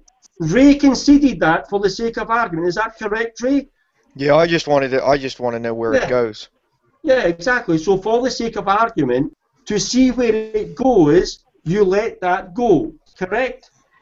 I'm not saying that necessarily that's right. I'm just saying that it lets it get onto other points. Do you know what the word arguendo means? Matt, Ray was just agreeing with you. For the sake of argument. No, he's not. He's now trying to defend against some sort of... Just agree with Matt, it's easy. He's imagining some sort of charge being levelled against him now by me, that he granted the truth of the premises and the conclusion. No. I'm not saying that. No, I didn't. That's not what I said. I said I was granting it so we could get on with the conversation. Yeah, which is what I asked you. Did you grant it arguendo? You said yes. Yeah, I wanted to see where this goes. Right, so you did grant arguendo for the sake of discussion the two premises and the conclusion. The conclusion is, therefore, the universe had a cause of its coming into existence. So as soon as you have the cause of the universe coming into existence, that cause could not be in time, because the coming into existence of the universe is the beginning of time. It therefore must be timeless. It could not be material, because the beginning of the universe is the coming into existence of matter. It could not, because time is a measurement of change, it could not be something that changed. It must be changeless. It could not be in space, because the beginning of the universe is space. So what you end up with is a timeless, spaceless, immaterial, very powerful, because it brought into existence the universe, and arguably so, a personal free agent, because a necessary set of mechanical things could not do this, a personal free agent. So you're saying that God is timeless, spaceless, lacking temporal, spatial properties? Yes. So, do you offer any? Have you got any equations or any testable evidence to show how such properties can exist? Why would I need to? So Matt, can I ask you a question? Are you equating the universe to all existence? All of material reality. All existence? No, not all existence. That would be stupid. No, okay, Matt, I have a question then. Do you have any experience, because this is what backed up your premises, your inductive argument, of a physical thing coming into existence for non-physical reasons? Do I have an example of what? Your premises were based upon experience, and I agree with that. Okay, I'm not disagreeing with that. The premise 2 is not based on experience, it's based on science. Premise 1. Yeah. Okay, it's based on experience. Do you have any experience of something physical coming into existence because of a non-physical reason? No. Thank you. Why would I need to? Because you're presuming that a non-physical entity gives rise to physicality. No, I'm not presuming it. The argument, I'm arguing for it. For example, this is the argument. You're asserting that God is timeless, spaceless, and lacks any temporal or spatial properties. I never done that at all. This is what I said. Premise 1 is based only upon physical, temporal entities and causes giving rise. It doesn't. It says everything. It says everything that begins to exist. It doesn't say every temporal, physical. It doesn't have what you're trying to input into it. And your justification for premise 1 is what? Again, observation and experience. Do you have any observation? Do you have any observation or experience of non-physical, non-time oriented things? The premise 1 does not assert that. Wait, if you are basing premise 1 upon observation, then yes, your observations are the limitations of premise 1. Yeah, premise 1 only, but premise 1 does not make the claim of non-physical things, physical things being brought into origin by non-physical things. So on premise 1... So premise 1 can't support a physical thing being brought into existence by a non-physical thing then, because it doesn't apply to it. If God created the universe, then there was a moment in which he existed alone before he created the universe. And then there's a moment in which he exists together. Absolutely not. After he created it. Can I finish? Not. Absolutely not. Those moments can only exist if there's time. In other words, God cannot, with all this power, escaped dimension of time. Absolute nonsense. And As if soon he as exists in time, and if he is defined as having no beginning, it then flows logically that God has an infinite past. okay, first of all, as soon as you An talk infinite about past is the very idea that you must argue doesn't exist or cannot exist when you argue that the universe has a beginning. are you finished or you got more to say? Right. Yeah, you're done. Yeah. It doesn't make sense to talk about. Wow. It doesn't make sense to talk about a moment before time began. A moment is a temporal statement. You're talking about. You're saying God doesn't have temporal properties. Correct. Exactly. So there was But no provide moment. evidence for that to show how such properties can exist. Again, the argument does that. It says if the universe began to exist, which has been conceded arguendo, the universe is the space-time material universe coming into existence. Therefore, any cause of it must be atemporal, with timeless, spaceless, changeless, immaterial. How did you get to that? Oh my goodness. You haven't. You're asserting. Let me try and dumb this. FSX. Let me try and dumb this down for you. Let me dumb this down to the lowest possible level I can imagine. Okay. Oh, fuck you. Okay. Let's say. You keep insulting people, it's just pathetic. Well, yeah, I mean, it's because it's so dumb. I mean, Yes, it is. Because It changes, your and argument this is guy dumb. do something. This guy here is professing to be knowledgeable about the subject of atheism and theism, and then he can't even grasp in his mind the very basic idea. If time began now, if this moment right now on this hangout was the beginning of time, that's the first time that time existed. Any cause of that happening could not be in time. But we're talking about the universe, not existence. We're talking about the universe. Universe is the space-time material reality. That's what universe is. It's the whole of space, the whole of time, the whole of matter. Everything that exists, everything that encompasses existence. No, everything that begins to exist is the premise, not everything that exists. So you're asserting there are things that begin to exist and there are things that do not begin to exist. You have not demonstrated there are things that do not begin to exist, therefore you can't appeal to them. Well, no, you're not. You're not. Where am I making an appeal to? So God didn't exist before. Because you're saying the beginning of the universe does not encompass all of existence. There is more than that. Okay. Science says, okay, science says that, not me. Science is looking for the cause of the universe. Well, Okay? science But says not we can only look back a certain length. It doesn't actually posit a cause for it. It says we can predict things, not predict, I'm sorry, extrapolate backwards to a certain point. Science doesn't actually describe it. Okay, Stephen, this is a statement. Right, okay, well, yeah, there was the reality without the universe. How do you know Of course that? there was. How do you know? Because you don't get something from absolute nothing. But it's not you're possible. But you don't know. You But know. you're Wait, asserting hold exactly on, that. hold on. Matt, do you know what existed before the Big Bang, before our universe? Do you know? It's nonsensical to talk about, to use the phrase before the Big Bang. And Matt is right on that. That's to talk about a time before time began. Yes. So in other words, there was no God. There wasn't anything. No, there was no time. There was nothing. There was no temporal beings. There was nothing that existed temporarily. That's not the same as. What evidence have you got for something any evidence to show that such properties exist? What properties?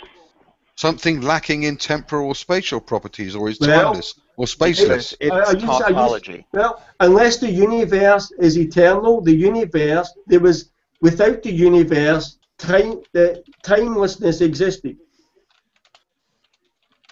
Because the universe is the space-time material reality. But how do you know the Big Bang only happened once? How do you know that there's not a Nobody is saying it does. Nobody is saying it does. The argument rests on premise one: everything that begins to exist has a cause of its coming into existence. Two, the universe, the whole of material space-time reality, began to exist. Therefore, the whole of matter, space-time, reality had a cause of its coming into existence, what properties must that cause have? Okay, I think I see where the problem's coming in. How do you know that all of space, time, and reality had a beginning? All of it. That's the definition of the word universe. No, it's not. No, it's not. Okay. Well, no, that's what we said. So please go ahead and this is on air still. Yeah. Go ahead and give us your definition of universe, and please. My problem, Matt, is do what I think you're going to do. Go ahead. Define universe. Matt, what I'm telling you is you're bouncing around with your definition of universe. You're bouncing around with hey, I'm talking. You're bouncing around between reality and you're bouncing around with the result of the Big Bang. You are not. Yes, you are. You're saying the Big Bang is the beginning of all space, time, and matter. You don't know that. You don't know if there's something bigger than that. You don't know how old the universe is. It could be eternal. It could be not eternal. But you are claiming to know there are things. Science tells us the age of the universe. 13.7 billion years old. No, science tells us the Big Bang happened 14 point whatever billion years ago. And science tells us about what happened before that. It doesn't. Again, you cannot talk sensibly about a time before time began. But we're assuming that time began with the Big Bang, which we don't know. Scientists tells us that time is the universe is the space-time material reality. That's what universe is. That we exist in. Oh my goodness. Can you show me evidence for something else outside of that? No, but even if you could, let's say like the Big Bang was like the start and there was another thing before it, what Matt's argument will do is will say, well, that physical cause of the Big Bang, you have to regress back again. And it's just a knock-on of it. It's just going to keep on going back and back. Exactly. It's turtles all the way down. It's not turtles all the way down because the Callum cosmological argument gets you to an answer which... no, it just sticks God did it on the end. Actually, it doesn't. You claim to know the properties of existence, which you claim existed before the Big Bang. You claim to know the properties of something you cannot test in any way. Like what? What did I claim to know the properties of? It had to be timeless, it had to be spaceless, it had to be conscious. Matt, can I respond to that, Matt? Yeah. I'm actually in agreement with you on this, so that's why I want to do this. What we're saying is that if the start of the universe is the start of time, then if there is anything, and this is another if, outside of the universe, it must be timeless because there was no time without the universe. So it's a tautology. And what I'm saying is be more productive to use the word existence because it keeps Matt from slipping in all this other crap. If existence began everything that exists. All right, okay. So, I was hoping you were going to do that. Okay, that's what I was hoping you were going to do and embarrass yourself even further. Okay? So now we have a definition of universe as everything that exists. There, I am great with that. Let's use that. Okay. Now, let's assume, on that definition, it would be impossible for there to be any cause of the universe because any cause would be part of everything that exists. Which means that by positing that definition with your smile on your face, you're invalidating every scientific hypothesis for the universe having a cause, including that by Roger Penrose, theoretical physicist, Stephen Hawking, Lawrence Krauss, Sean Carroll, Alexander Vilenkin, Alan Board, and Good.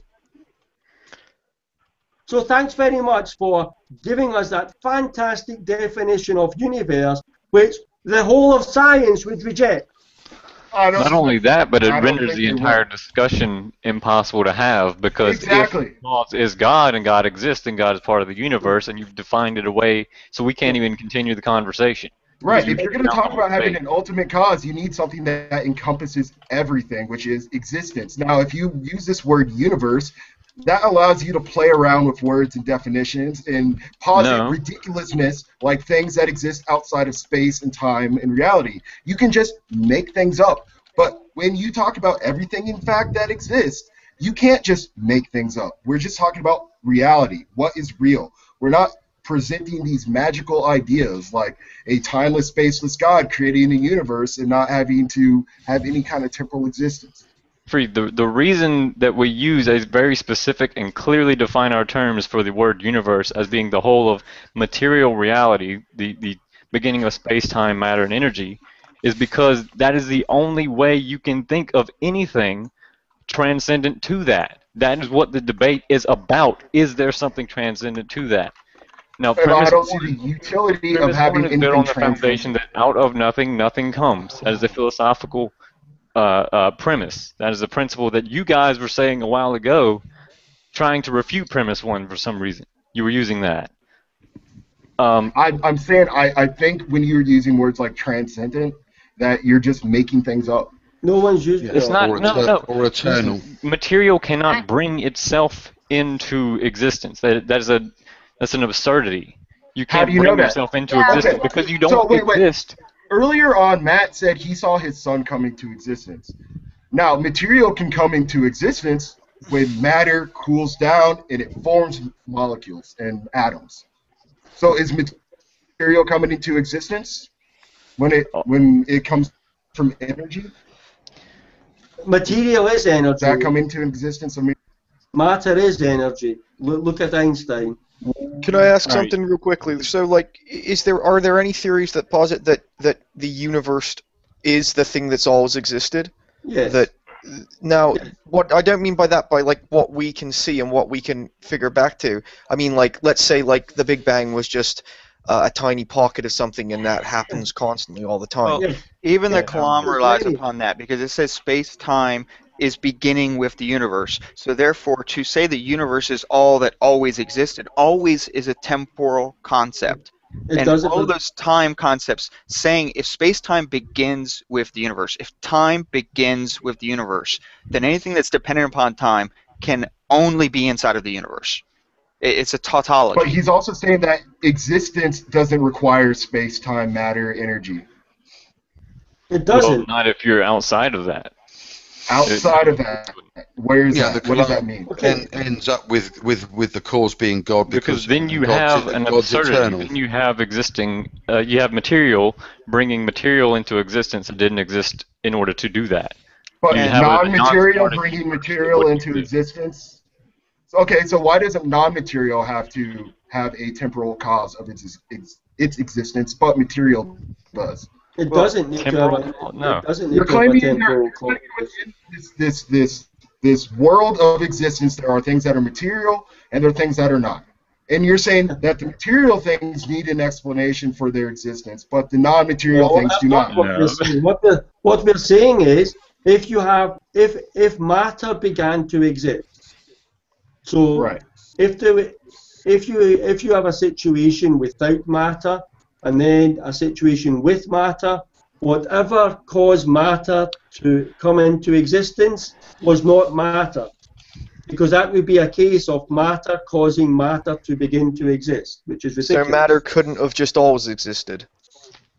Well, it didn't. That's premise 2. Science says that it didn't. So, Matt, you're saying that God existed before he willed the creation of the universe? Can I ask a question? Yeah, go ahead. Okay.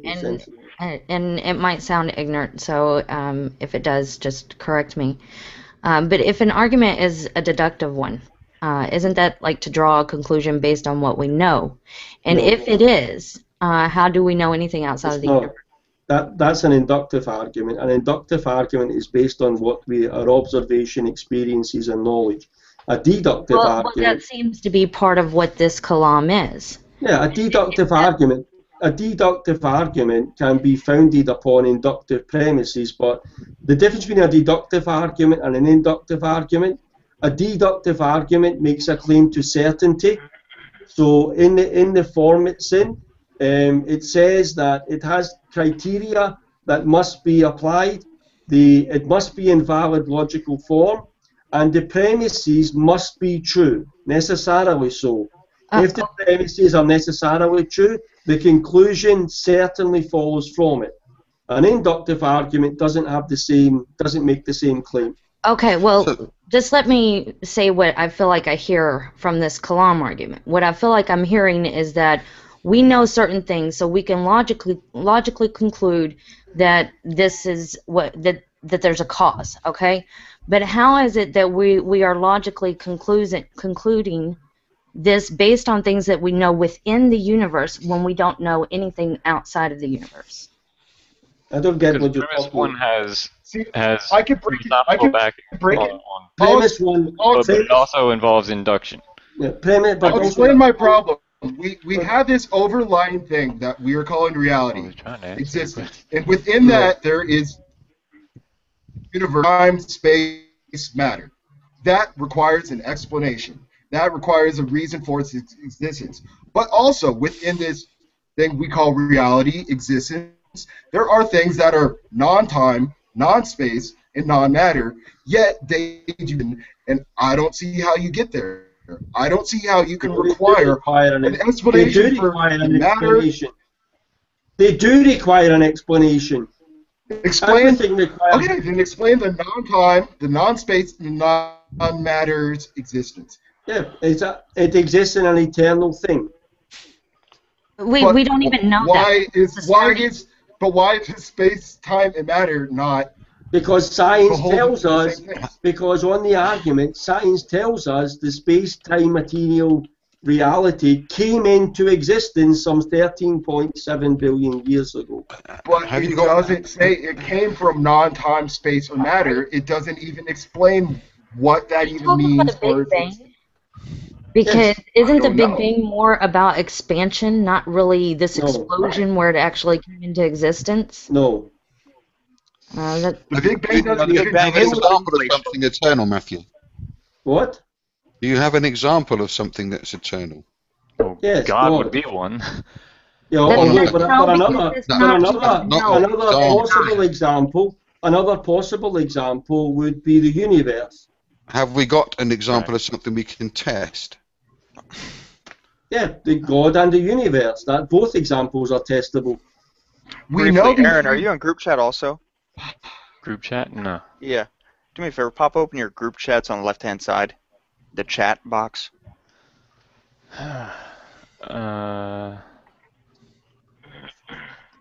Oh, yes, I am. I'm pacing the floor, but okay. Oh, never mind then. No, I'm here now. I just want to give my opinion real quickly just on what I'm hearing from this argument. What I'm hearing is just a bunch of assertions. Yep. Yeah, that's what a deductive argument is. Oh, okay. Well, the problem that I have with that is that even if you could present... The problem is you don't understand logic. You let people speak, Matthew, for crying out loud. Up and let me give my opinion, okay? I don't care what you think. I don't care what you think about me and logic. There are things I'm willing to learn. However, I'm still going to express my opinion. Start with logic. Shut up. My opinion is that it's based on assertions. And my problem with that is that no matter how good an argument is, it doesn't make it true. Cool. All right. I'll explain this. Cool. Go ahead. In a deductive argument, the way logic works deductively is that if the premises are true, you know that the conclusion certainly is. That is not to imply absolute certainty.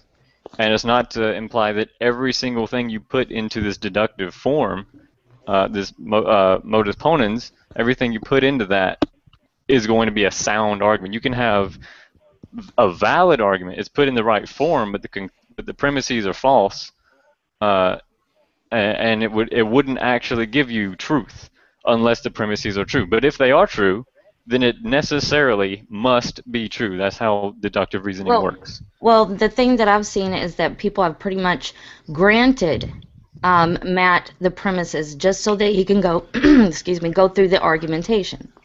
Yeah, that's what happened. Yeah, that's what I would say to do. So then let's say we grant everything, and we say there is, let's say we grant that. So are Matt and the other guy who was saying they agreed with him, sorry, is it Aaron? So you're just deists, or you have a particular religion you believe in? No, I'm a Christian, but it doesn't get the Kalam doesn't try to get you to Christianity. No, but what I'm saying is, okay, I know that's the, let's say that's the stopping point, but then okay, let's say that's it, and you've got the Kalam, so So it's just a deity. That's it. Yeah, that falsifies atheism. That's all you need to It doesn't falsify atheism. It's just a clever God of the gaps Atheism is a lack of belief in God or gods, okay? Or the belief that no God or gods exist.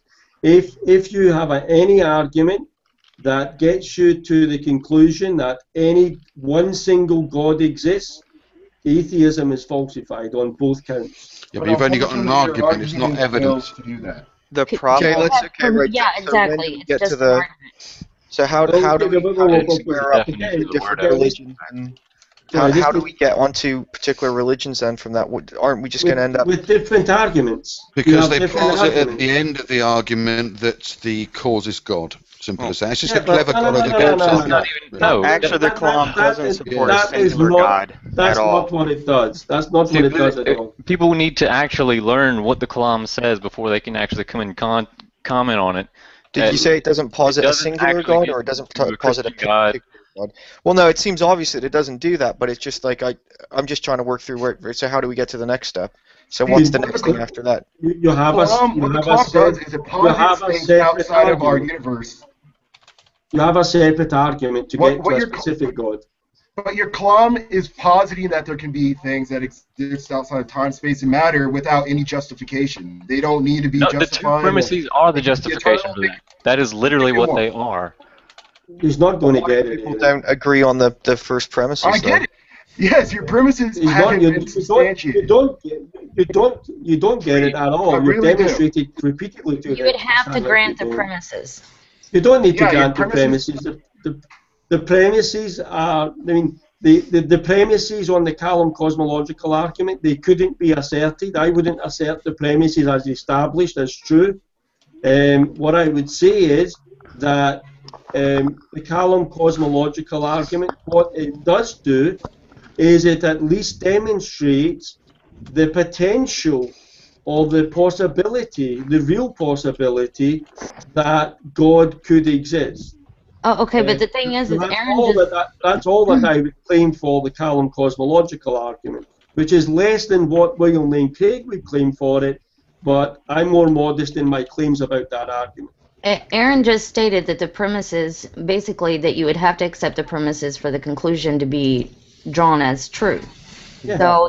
What I said is if they are true, and it is highly likely that they are true in my view, then the conclusion is necessarily true.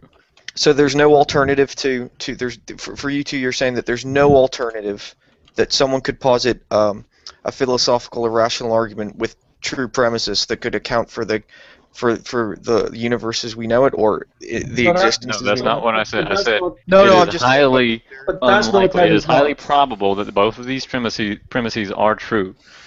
So anyone knows of a counter of this that would be a... Yes, and that's why I'm modest in my claim.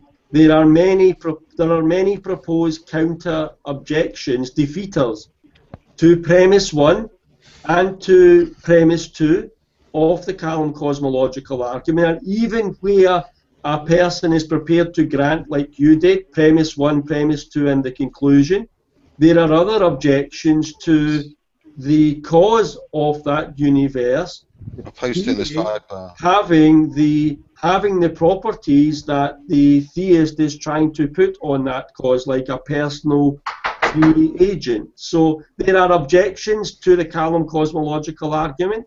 An individual needs to make themselves aware of the Kalam, make themselves as fully aware of the objections to it as they can, and then come to some sort of provisional conclusion on whether or not, more probably than not, they think that God exists from that argument. I think the problem is God seems really loaded too. Like when we hear the answer. No. God just means God is already defined in the argument. It's a timeless, spaceless, changeless, immaterial, very powerful free agent. That's it.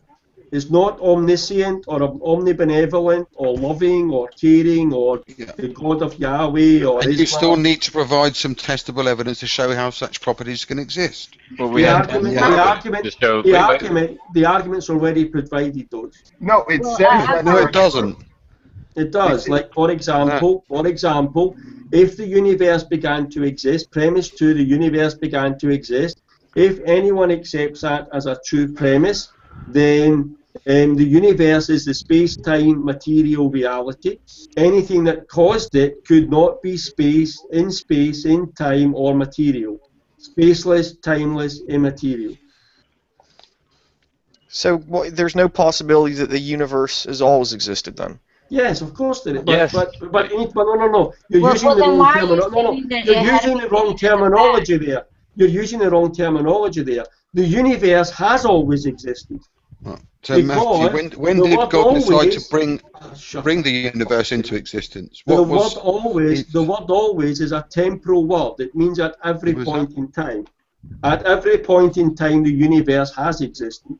What you mean to say, I think, is it not possible that the universe itself is eternal, without beginning or without ending? The same as is proposed for God. Yeah, that's a possibility, and a lot of the naturalistic models in science, they propose an eternal universe.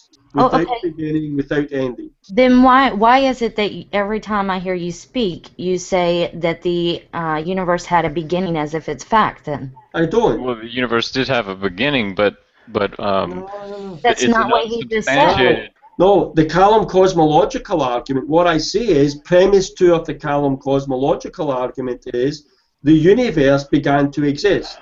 That's not me saying that. That's the argument. There's then 3 scientific arguments presented in support of that, and 2 philosophical arguments, 5 arguments presented in support of premise 2. But if you're going to be a rational individual, then you need to say, okay, I know the argument, I know the supporting arguments, but I also know that serious scientists are proposing models of a universe that would not have the universe begin to exist, where the universe would be eternal. Which means that they're not positive. So, right, but people just made the positive claim that it did have a beginning. The science points and what we have confirmation of is a beginning. We're not certainly true it is, and it could possibly be eternal. I've got an honest question. I disagree with Aaron on that point.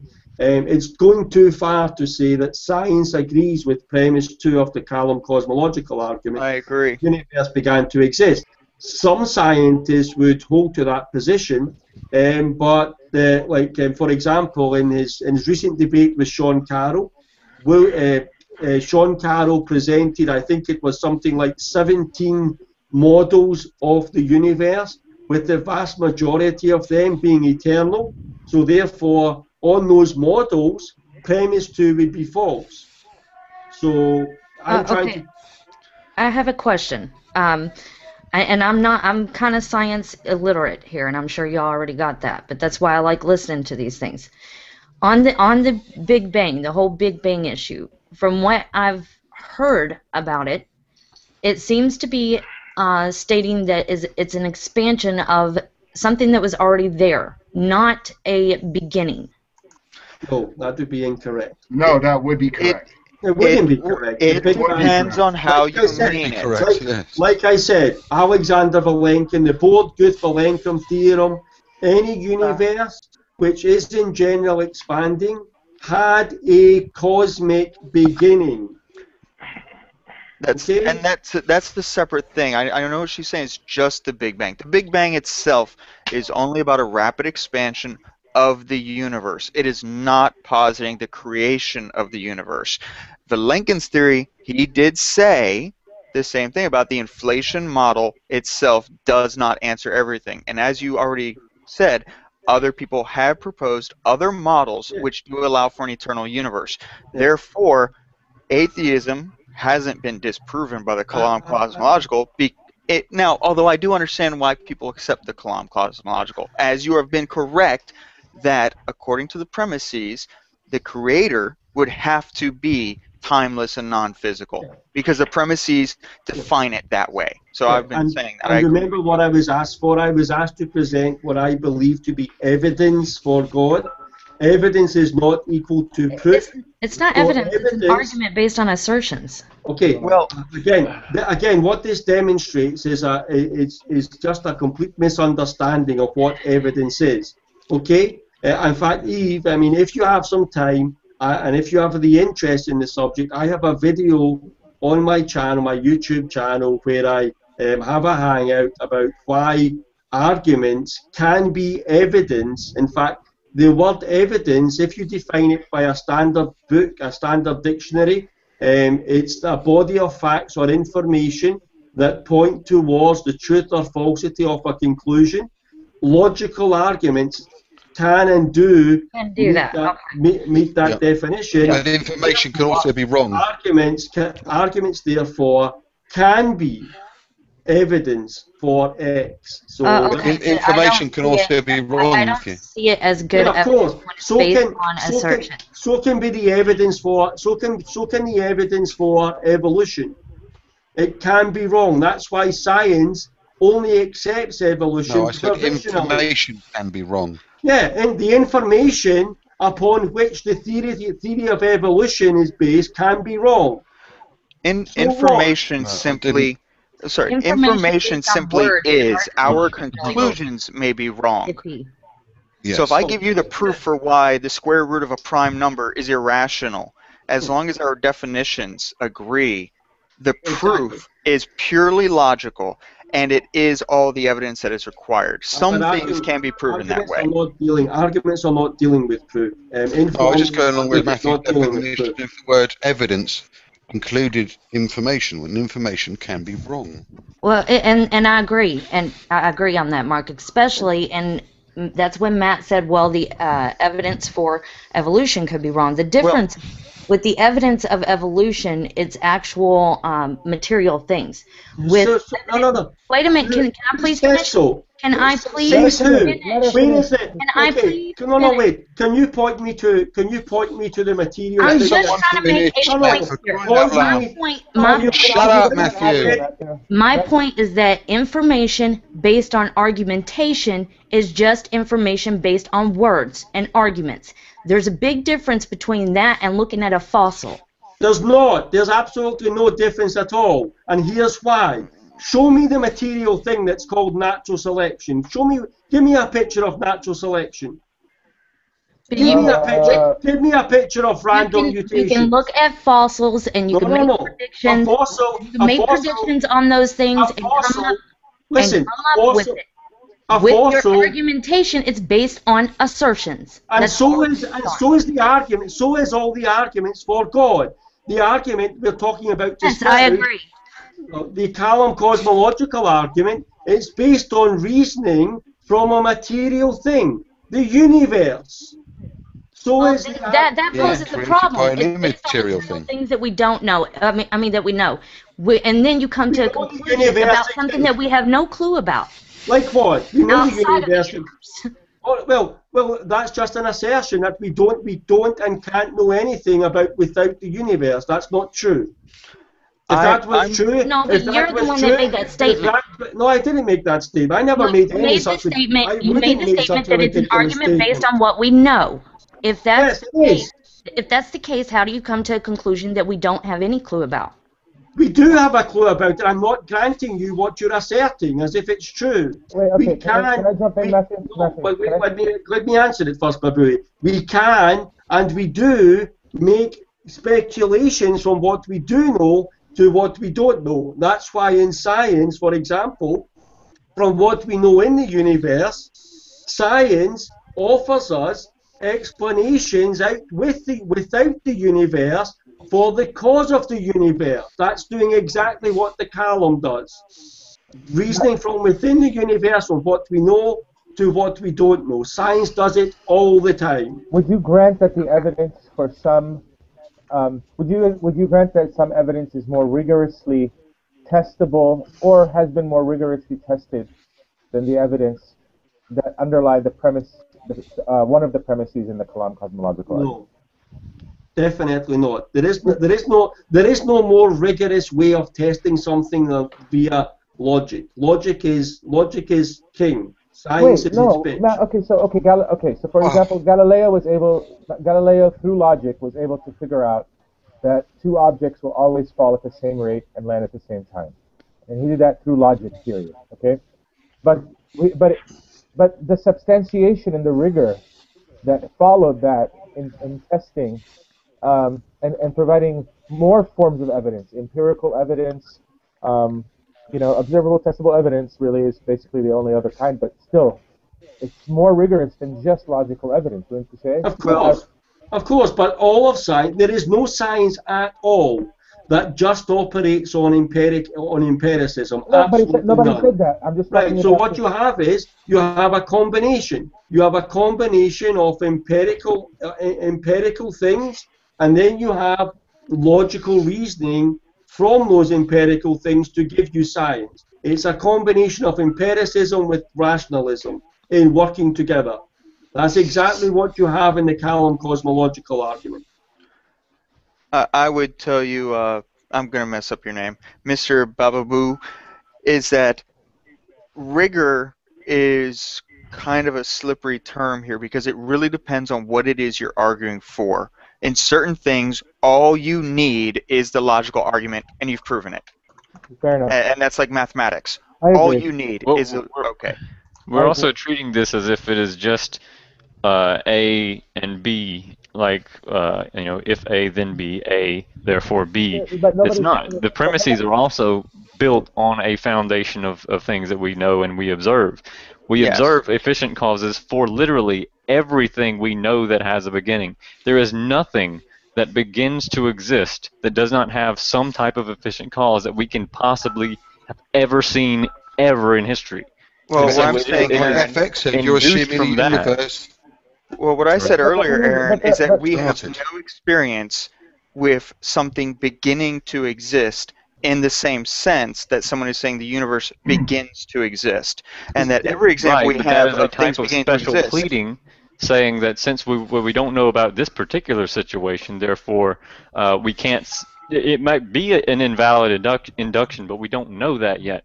We haven't substantiated a reason why we should just dismiss this induction, because we don't know about it. We think gravity works on all matter, but we haven't seen and observed every single bit of matter in the universe being affected by gravity. We assume that through induction. But we aren't positing that gravity operates on things that aren't matter. And when we say that all material things in the universe, when we say begins to exist, we've been describing. I'm sorry, Matt. I'll get it out and then you can. The column doesn't deal with material things. So when it says everything that begins to exist has a cause, a thing is not a material thing? It doesn't limit anything that begins to exist has an efficient cause. It doesn't limit itself to material things. And what I'd been saying earlier, Aaron, was that specifically about premise one.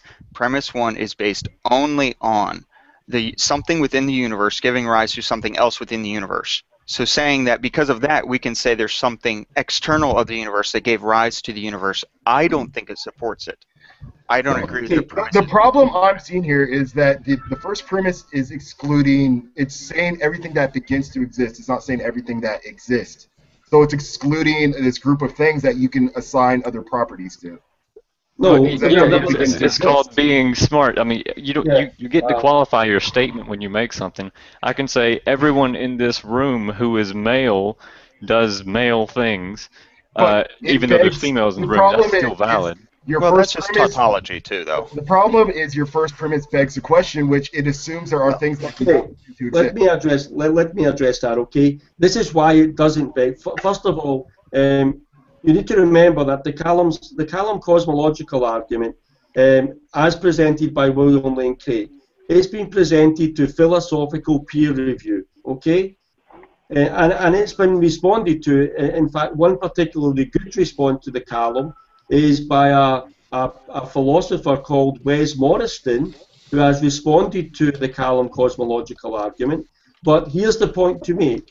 Absolutely none of the responses by professional philosophers to the Kalam cosmological argument quibble in the slightest about the forum of the argument. And that would include begging the question, equivocation, special pleading. none of them, professional philosophers who know logic inside out, would ever raise that as an objection. They always attack. Well, people need to ask themselves why it is that professional philosophers trying to refute an argument, who know logic, who know what logical fallacies are better than we do, never, ever, ever accuse the Callum cosmological argument of things like begging the question or special pleading. Okay? Well, we don't know that that's true. Well, you do know. Well, give me an example of any philosopher who makes that. You're the one who's claiming there's no objections of the Callum clause. Exactly. That's not even what he said. He said there are objections, but they're not on logical basis. They're not. There are plenty of objections. The question. That's amateur There are stuff. plenty of objections to the Callum, and I gave you an example of Wes Morriston, who tries to engage with the Callum and refute it, but he never accuses William Lane Craig's argument of begging the question or special pleading or anything like that. But that's an appeal to authority. So just in case you don't accept that, the reason it doesn't beg the question, which is to assume it's true the very thing you're trying to demonstrate, is that in the premise there are at least two things which could not be included in the premise. So the premise is everything that begins to exist. Well, I can think of two things that would not fit that. God and the universe. Now, if the only thing that could fit that definition was God, then it would be begging the question. But the problem is, in the first premise, there is an implication that things that do not begin to exist do not require a cause. They don't. I mean, that just logically follows. If something is eternal, without beginning or without ending, it's obvious it doesn't need a cause. If you never had a beginning, I mean you as a person, if you never had a beginning and you were never going to end, how much sense would it make to ask what caused you to begin? It would make no sense whatsoever to ask that question. How is that even possible? It's possible. It's not possible for you, but it is possible for a God or a universe. If a God existed. Yeah. God is one of the things that would, if it existed, fit the description eternal. The same as universe would also fit that description. So the premise one does not beg the question or special plead, because there are at least two things which could meet the definition of that, with the God and the universe. And if you want to you could even go further. You could talk about energy. You could talk about matter. Anything that's posited as eternal would be an exclusion to premise one of the. All right. So things that are eternal, how are you getting into the fact that by definition they are non-material, non-spatial? We've already explained that. All matter and space came into existence at the Big Bang.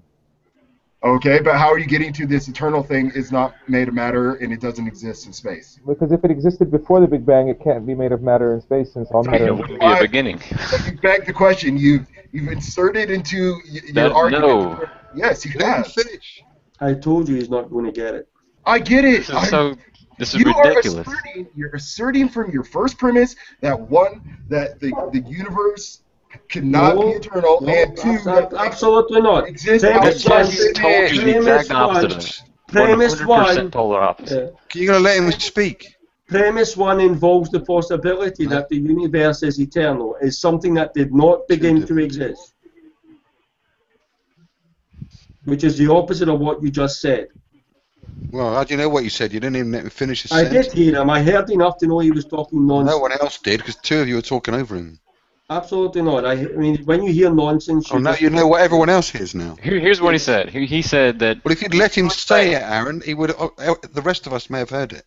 Well, tough luck. Watch the video again. Here's what the first words out of his mouth was, that premise one said the universe... Yeah, well, what I'm saying, Aaron, I didn't hear FSX finish speaking because Go clean your ears or something.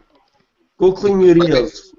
because both you and Matt spoke over him, and I didn't get to hear the rest. Cool, go clean your ears then, or go play the video back. Oh, shut up, Matthew. FSX, would you like to repeat it, please? I don't know, Matt. They keep failing to make an argument, and they keep claiming they've made this argument. They have not established their first premise. Okay, but first of all, there's no claim being made by me that the first premise has been established as absolutely true. So your whole argument is contingent on things that exist outside our material reality that can create material realities, and they don't have to be spatial. And they don't have to have all these rules. You're making all these rules for what is matter. You're making all these rules for reality. You're talking over me. You're making all these rules for how reality has to be, yet you are not establishing how things can exist outside of this reality and violate everything. No, but I'm not. Okay, ahead, that has absolutely nothing to do with premise 1. Yeah. If you want to address premise 1, we can talk about it, but this is not an objection to premise 1. Okay, the first premise is everything that begins to exist has a cause. Yes. Right, it's based on the philosophical principle that out of nothing, nothing comes. Nothing is created ex nihilo, right? You would agree with that. In fact, you guys said that trying to refute premise 1, which is exactly what premise 1 is based off of. So do you agree with ex nihilo? Do you believe that ex nihilo creation is absurd? But you're also saying everything that exists does not have a cause. That's not the premise. The premise is not everything that, because there are things that exist which might not have begun to exist, like the universe, like God. But can I ask a question, Aaron? Have you heard of the A versus B theory of time? Yes. And you hold to the A theory? I believe I do. Okay. I don't know enough about it to not. Okay, because if the B theory is correct, which is definitely the consensus view in science right now. It's not the consensus view in science. It's the majority view of those who are aware of the subject. Okay. It's the consensus view of those who are aware of the subject. Yeah, which is very few. Okay. But they're the experts on it. Well, no, they're not. William Lane Craig's an expert on the philosophy of time. That's his PhD. Or that's his area of expertise as a professional philosopher, the philosophy of time. So that's one guy who holds for the A theory, but the other experts in consensus would. Well, what about Quentin Smith then, who's an atheist scientist who also holds to an A theory of time? So now you have two versus the consensus. Right. The consensus of those who know about it, which is very few. Okay, so let's. I'll ask you the question I've asked you many times. Why is it that every scientist, including some of the people you obviously think would hold to this B theory that you say is the consensus view of those who know about it, why is it that in every single debate that William Lane Craig has engaged with a scientist, including cosmologist Sean Carroll recently, Lawrence Krauss, Peter Atkins, people like that, why is it that none of them, not a single one of them, have raised objection to the Callum cosmological argument based on a B theory of time? I have no idea what's going on in their head. So why would they not do that? Either, the only things I can come up with are two things, okay? Either they don't know about the A and B theory, okay? Or they do know about the A and B theory, but they also know that William Lane Craig is a professional philosopher of time, and if they raise that objection with him in a public debate, that William Lane Craig would make short work of anything they could present. Can you think of any other explanation?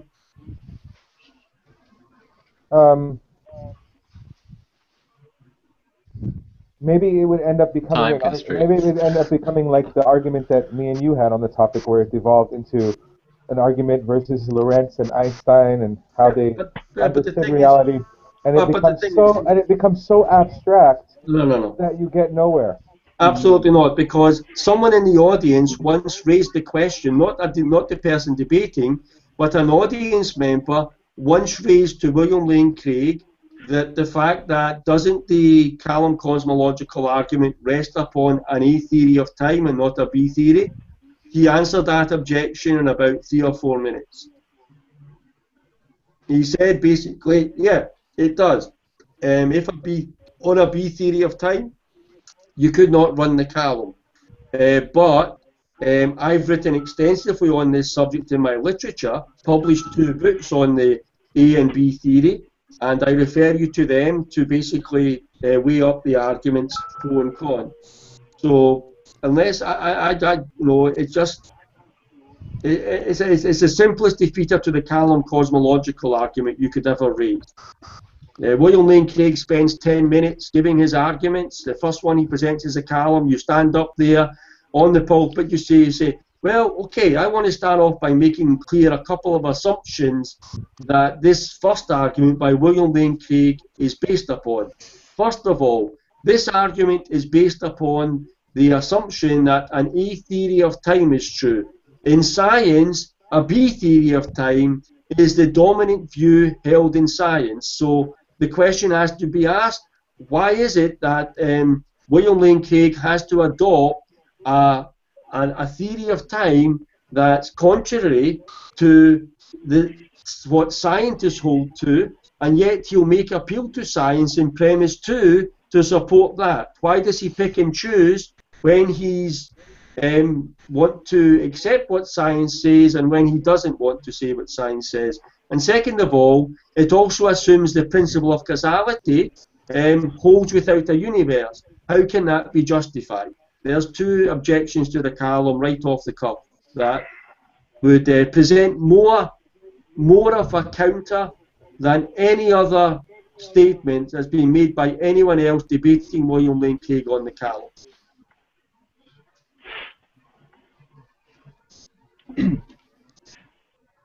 I don't know. I just think it's the tired way of trying to define a God into existence, and you guys still haven't established your premises, so we can move on to another argument if you want to. Yeah, it's a clever God of the gaps thing, really. That's it. Okay, I'm not going to let that go. It's not a God of the gaps argument is where you have a gap in scientific knowledge, and into that gap you just plug God. Okay? Yeah. The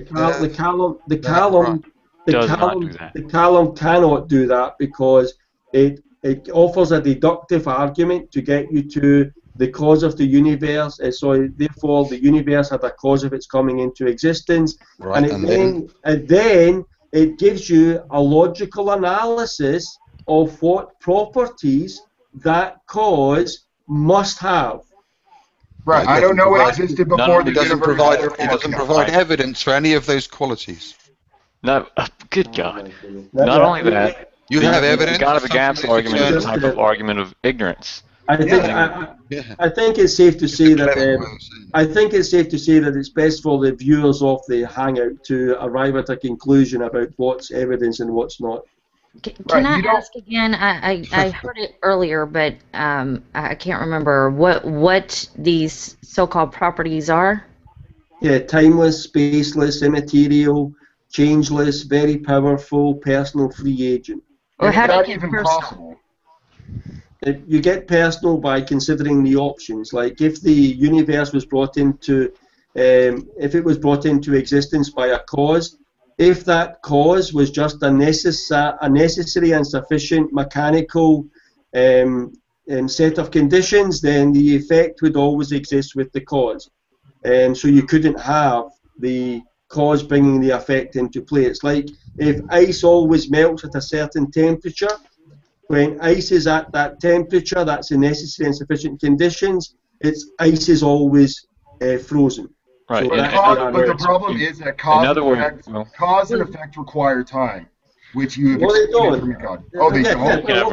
Okay, but the Callum cosmological argument does not propose that the cause happened timelessly. But you said it was timeless. You said that the creator had. What I said earlier was what the Callum proposes is simultaneous causation. So let's imagine for a second that the cause was God, just for the sake of argument, let's say God did exist, and God existed timelessly and changelessly, at the very instant of in fact, less than an instant, at the very time when God acted, the effect came into existence, the universe, simultaneous causation. So what about, so God thought about it and then acted on it all in the same instant? No, God, I mean, it's not... So he just acted then? He had no plan? I still don't understand personal. He didn't think of this. He didn't think of creating something first. He just created it without any previous thought. What sense does it make to talk about a being who is omniscient thinking? None. Exactly, yes. Because thinking is a process about done by limited human beings, so it doesn't even make sense to talk about. Well, then why would you apply the personal? So your God is now wait, let me explain something. Let me clarify something. Define what is. Go ahead. A free agent, someone who acts What promotes an act? What promotes an act? Here's why. Question: what promotes an act? Agent apply an intelligent mind? No, I mean, I think you need to. Okay, then how is it that you guys posit even a personal God in there? I'm trying. By looking at. Go ahead. What you get past this act thing, you're saying something act. Hold on, let me hear what Aaron has to say more. Okay, it exhibits agency, and the reason why this conclusion is reached is because if it is some type of material cause that is just obeying natural laws, it would have to necessarily, since change occurred, it would have to necessarily exist in some sort of disequilibrium.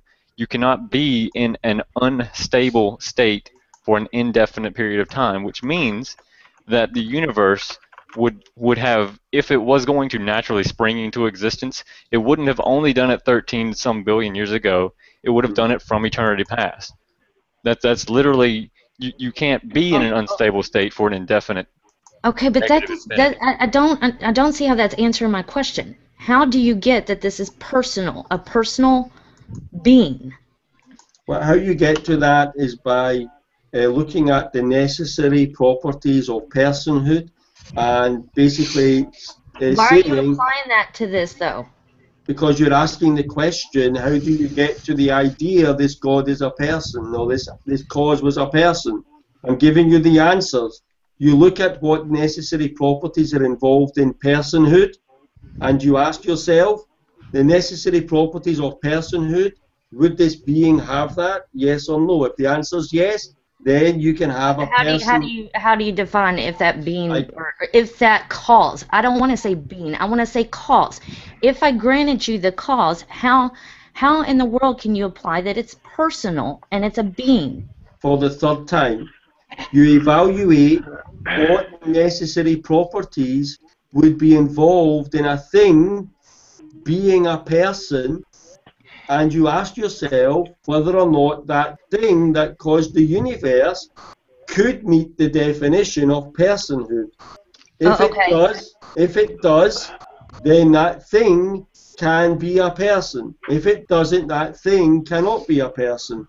I posted into the side chat a link for you where the personhood of God is defined. Well, it's still not being answered though. How is it being answered? You stated a while ago.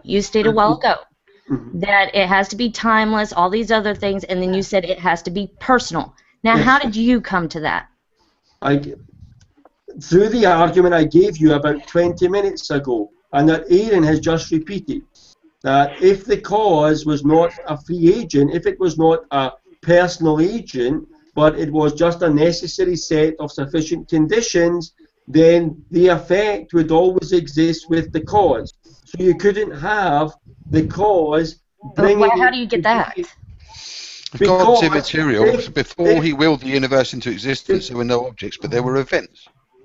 Namely, or not limited to, his will to create the universe. What are you talking about? Are you just waffling from some internet document you're reading? If so, just give us a source. Don't pretend it's your own question. Give us a source. The stuff that I'm just remembering. So what? Can you just You're trying to assert something what exists source? outside of time, and it's got no spatial properties, but you're not providing any evidence to show how that. That's not the assertion. That is the conclusion of the Kalam. The premises are the assertions that back up that conclusion. Okay, the conclusion then. That something outside of something eternal created the universe. Right, which is what we're trying to discuss. Yeah, well, we get that, but you're just asserting that something eternal did it. No, that's literally not what we're asserting. We're arriving at that conclusion of it. Sorry, yeah. Yeah, so that's not an assertion. We're not asserting it. We are arriving at that conclusion. That's what deductive reasoning is. So you attack that by negating one of the two premises, or both of the premises. Well, as FSX said earlier. Any premise, that's the problem. All you've done is assert these things as fact. You've not. Absolutely not. The universe began to exist. You don't know. No. And that's what I said to you. If you listen to what I said earlier, my claim for the Kalam is very modest. It does not prove that God exists. I don't hold that it proves God exists. No, I didn't say that. What it does demonstrate is that it's certainly possible that God exists. It's an argument that points towards the possibility of God's existence. And that fits the definition of the Oxford English Dictionary of Evidence, and that's what I was asked to provide. No, I was pointing out FSX's the problem is, statement I would your agree. second premise doesn't work because it states the universe began to exist. Well, There's 5 arguments presented in support of that claim. There's 3 arguments from science, and there's 2 from philosophy. No. Okay. Yes, there is. Well, let me give you them from the Kalam cosmology. Let me give you the law of thermodynamics. No, here. The thing is, you haven't presented that it's possible for God to exist, because you have not presented it's possible for some to exist outside space and time. So you haven't shown the probability. That is the conclusion. We would be question begging if we did that. Yeah, but you can't conclude something that is impossible, can you? Okay, but wait a minute. Can you demonstrate that that's impossible? Can you demonstrate what you just asserted? You also have not demonstrated that all time, space, and matter cannot be eternal. You also have not demonstrated that. You have not demonstrated that there's something that is time, spaceless, and matterless that is eternal. Yeah, and that you guys are listening. You've done that. I mean, how many times? That is the alternative possibility. That's the reason it's not. You haven't demonstrated it's a possibility even. All right, so are you saying that some scientists don't propose and state that the universe had a beginning? But they don't equate universe with all time, all space, and all matter necessarily. So yes, they do. Have not demonstrated. Yes, they do. Okay. Yes, they do. Alexander Vilenkin, the Vilenkin-Bohr Guth theorem. Every universe which is in general expanding had a cosmic beginning. Okay, that's 3 cosmologists in a theorem that they have presented in a scientific peer-reviewed journal and has been very well received. And another problem is that things that are timeless, spaceless, and matterless, they contain the same properties of things that do not exist. Oh, right, really? So can you demonstrate that if a thing is timeless, it does not exist? If something is timeless, it does not exist. Of course, it doesn't. Of course. Okay, but it's a property of something that doesn't exist. No, you then can't call it something. Every something exists. You can't have a something that does not exist. Okay. So when you say, of course it doesn't exist, so everything exists? No, everything that exists either began to exist or is eternal. Or it began to exist or it's eternal, yeah. What's your point? Right. The universe either exists, all reality either exists forever, or it's limited to a finite amount of time. That's great. We understand that. Okay. Then you can't raise your objection. But that's nothing to do with the Kalam.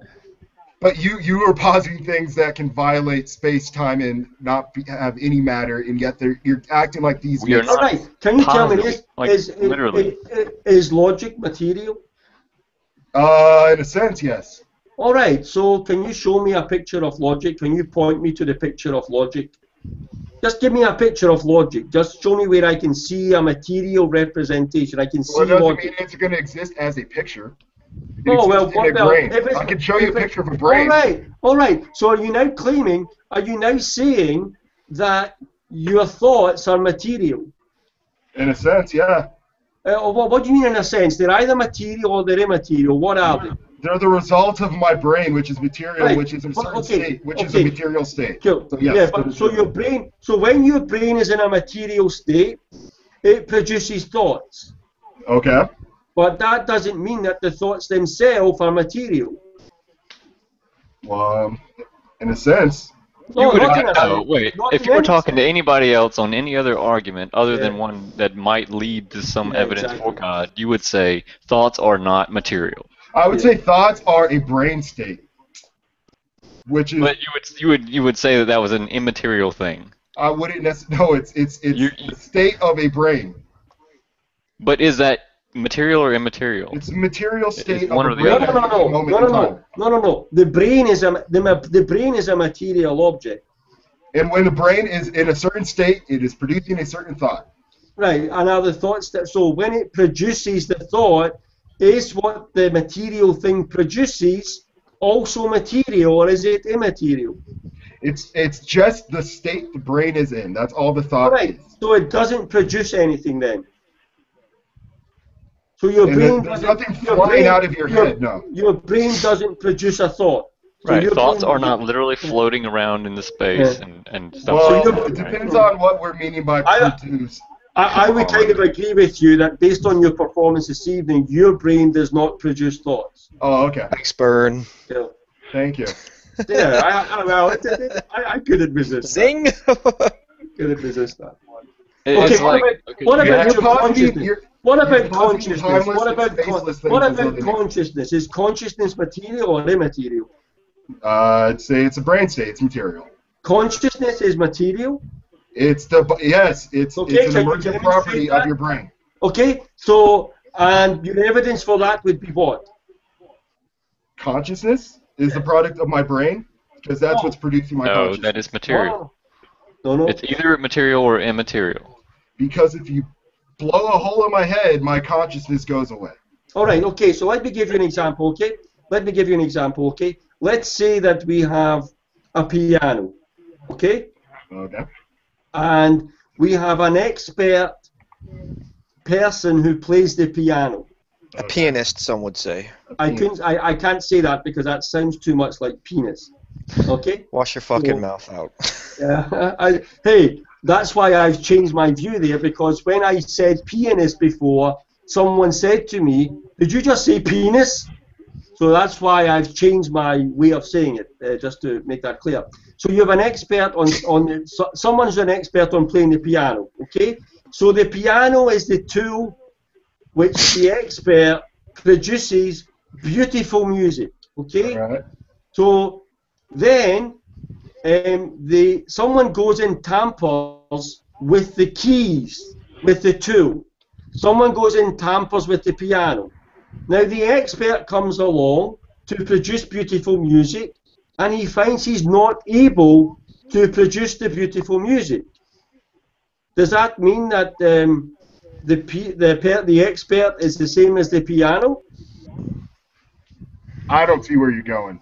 Well, what I'm saying is that if you look at the brain as the piano and your consciousness as the expert that uses the brain to do its work, if you damage the brain piano, it doesn't mean that the consciousness still doesn't exist and have the capabilities to do its work through the brain. It just means that the tool, the mechanism by which the consciousness expert pianist is working through has been damaged. I don't see how we divided the brain and consciousness all of a sudden. Well, no, because what I'm saying to you is, when you were asked to support your idea that the brain was the same as the consciousness, the example you used was a damaged brain. If you damage the brain, you damage the consciousness. But I'm trying to show you by that analogy that doesn't logically follow. The consciousness, for all we know, could be perfectly intact, could be completely undamaged, but it cannot manifest itself because the tool, the brain, through which it normally operates, has been damaged. Okay, So I see what you're saying, but you have no reason to believe there's something outside of my brain that is using my brain in order to. As long as you accept the point being made that your brain being damaged does not equal consciousness, is a flawed argument. That's all I was doing. Right. It could be Avatar, and I could be controlling this Avatar body, and I could be inside some tube somewhere like the Matrix. Great. So do you have another argument? Do you have a better argument, one that's actually valid for your consciousness being the brain? I have no reason to believe everything that defines me and everything that explains me is explained by my brain. When my brain is damaged, I just addressed that. No, there's no reason to think. There's no reason. No, you really didn't.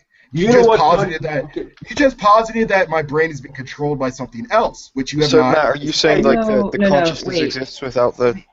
No. What I'm saying. What he's demonstrating is that all you're really demonstrating with what you're saying is you're showing a link between the two. You're not demonstrating causation. But he hasn't shown that there is something outside of my mind that controls my mind. But so I'm not saying that my position's invalid because I haven't entertained that thought. This is what happened. Okay, you were asked. I asked you the question whether or not consciousness was material or immaterial. And I'm saying I believe it's material. I'm not saying I absolutely know this for certain. And then I asked you the to result of the material. And I then asked you to give me some sort of evidence that was the case. The only evidence that you presented thus far that your consciousness is equal to your brain is that if you damage the brain, the consciousness is impaired. But I've demonstrated with the piano analogy that doesn't logically follow. No, you haven't, because you haven't demonstrated my brain is being controlled by something outside of it. But is that impossible? Is that impossible to be the case? I have no idea, but I'm not going to start believing things until I have evidence for them. But if it's possible that the let me. Can I finish? If it's possible, I'm not agreeing it's possible. Right. So are you saying it's impossible? No, I'm saying I have no way to evaluate that. Listen. If you agree that something's not impossible, you're agreeing it's possible. No, you're not. Can I interject here? That's an actual dichotomy. Can I actually interject here for a second? It's either it's possible or it's not. This may go off a little bit, but I've only got like 15 minutes, so I want to kind of bring this up. If I was to grant you the Quran, okay, and it's not, I don't buy it, but if I was to grant buy it or not buy it. Oh, okay, but if I was to grant that to you, how would you get to your Christian God map? Because I've asked you that so many times and you have evaded it. Listen, let's be clear on something, okay? What you just said is an untruth, okay? You have never asked me directly on Yes, I have. Oh, okay? Yes, I have, Matt. Okay, finish what I was going to say there. You was going to say that I've never directly asked you that question that I just asked you. No, I wasn't, okay? No, I wasn't. So if you don't interrupt, you'll get to know what I was actually going to say instead of demonstrating your mind-reading abilities or your lack of mind-reading abilities. What I was going to say is there's not a single hangout. I've only been in about 3 hangouts where you've been, okay? And none of those hangouts where I've been asked to provide evidence for the God of Christianity where I have not done so. Oh, do it now then. Now, other people who have more experience with me than you, they will know the evidence that I normally present for the God to exist being the God of Christianity. They will also know that upon request I always present it. So if you're going to make assertions about what happened, so the evidence is what I gave you before. I don't remember that evidence. Can you provide it again? Well, given the state you were in on that hangout, I'm not surprised you don't remember it. I'm surprised you remember it even in the hangout. Okay? I was drinking that night, Mark. Yeah, you were drinking. No. You were drinking heavily that night. Well, I don't give it, that's why I'm asking you again. Okay, so the evidence, one of the evidences for that God being the God of Christianity is the minimalistic evidence from accepted facts by across the field of New Testament scholarship about the life of Jesus. The empty tomb, the post-resurrection appearances of Jesus, the origin of the belief in the disciples that he'd really been resurrected, and the best explanation for those facts. If they were facts, that would be a good argument, yeah. Well, listen to what the argument is again, okay? Try and listen, okay? If I believe all these things you're saying are accurate, therefore it's true. Okay, are you an expert on the New Testament? Do you have professional qualifications in that field? No, I'm not. Are you? Right. Okay, so the argument... Are you? No, I'm not, but listen to the argument. See if you can turn your ears on and listen to the argument this time. This is the argument. Accepted facts by, not lay persons on here, the majority of experts on the New Testament about the life of Jesus. So it's not about whether you think it's a fact or I think it's a fact. We're lay people. It's about what the experts on New Testament scholarship, what the majority of them, from liberals all the way through to conservatives, the facts, things that they hold to be factual about Jesus. And how have they demonstrated those are facts? They demonstrate that through the historical method. Like, for example, Bart Ehrman, who is not a theist, not a Christian, but an agnostic, he has written a book, Did Jesus Live? And the conclusion of that book, based on his historical research and methodology being applied to that question, is this: whether we like it or not, Jesus certainly existed. Okay. And how did you know that? Well, I just told you that. Based I know, on I'm hearing a lot of arguments. Do you know what the historical... I'm not hearing an actual... Okay. Just tell me what they are using. So a guy wrote a book, and that means Jesus existed. I don't want to hear your logical fallacy. Are you really postulating that that's how historians work? That they find a book, they find a document, and they say, "Oh, look at this! This is great! You know, Zeus exists." I'm postulating. Most scholars only agree he probably existed. No, they don't. Absolutely not. Give me. Okay, support your assertion. Well, you're making the assertion. You support it. No, I'm not. No, how? You just made the assertion. Most scholars say he just probably existed. All right, how have they come to that conclusion? I don't want to hear your argument from authority. I want to hear how they're given to this conclusion. Well, here's one example, okay? And this is from another atheist, by the way, okay? It doesn't matter if it's a Christian or an atheist. I just want it does. Well, actually, it does, because if you knew anything about how logical arguments work, you would know that testimony from a contrary source carries more weight than testimony from a biased source. So if you present an atheist giving an argument for the existence of Jesus, it carries more weight than a biased source like a Christian.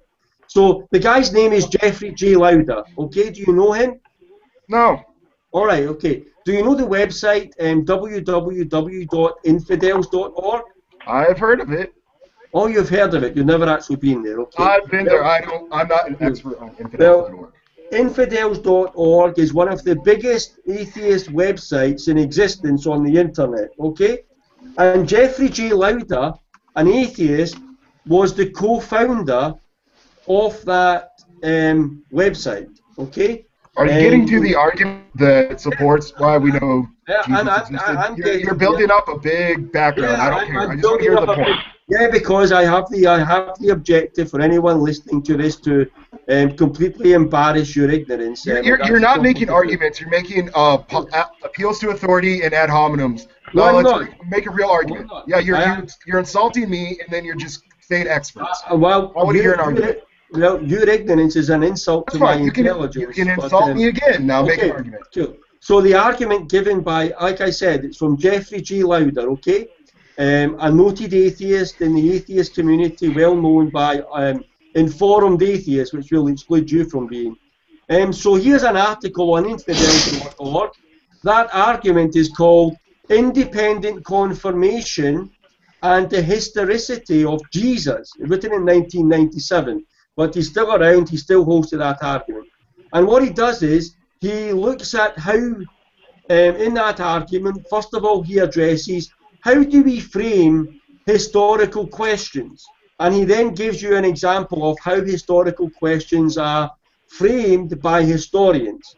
He then looks at how you verify empirical statements and how empirical verification matches up with independent confirmation. He gives a breakdown of the criteria of independent corroboration, and he then applies that to the claim that Jesus existed. And his conclusion is this. I'm not arguing Jesus didn't exist. I'm arguing all these claims about Jesus, this empty tomb, and all these other things that you say prove Christianity. Well, actually, you did. You asked me. You said you asked me to give you an argument that for the things I'm saying are true. All right, empty tomb. How do we know the tomb was empty? Well, again, what you do is the experts on the subject, they look at alternative hypotheses. They look at the alternative hypotheses, they apply the historical method to those hypotheses, and they come up with their conclusion as professional historians active in that field. And the vast majority of them come to the conclusion that, more probably than not, there was an empty tomb. And how did they come to that conclusion? Based on the evidence. Aren't you listening? What evidence? The historical, applying the historical methodology. I'm trying to do that. Applying the historical method. Wait, I'm getting messages here. Like fuck. The historical method to what? Just the biblical text itself? Yes. Wait a minute. Wait. Using the claim to justify the claim. Let him look it up. Yeah, I'm evidence that Muhammad flew to sky. And I'm stopping the Skype call coming through, not looking anything up on that there. Well, did anyone hear the Skype calls coming through on my computer? Nope. I think they would. Well, I was hearing them here. But anyway, I just dismissed you now. So what they do basically is, the evidence for it is basically they take they treat the New Testament like they would treat any other ancient document. So they don't do what atheists do and just dismiss the New Testament because it talks about stuff they don't accept. Okay, and they take away all the miraculous stuff because the historical method, like science, operates on methodological naturalism. So everything miraculous in the New Testament is taken out. Every extraordinary claim is taken out. And what they're left with is just the ordinary claims. And to those ordinary claims, they apply the historical method. The probability calculus. They say, okay, given what we know about those times and that culture and the evidence we have and the witnesses and all the testimony to these events, what's the probabilistic? How probable is it that this event? But your thing would only prove the existence because you're taking out all the extraordinary claims that make him God. Right. Of course, coming back from the dead. Hold on.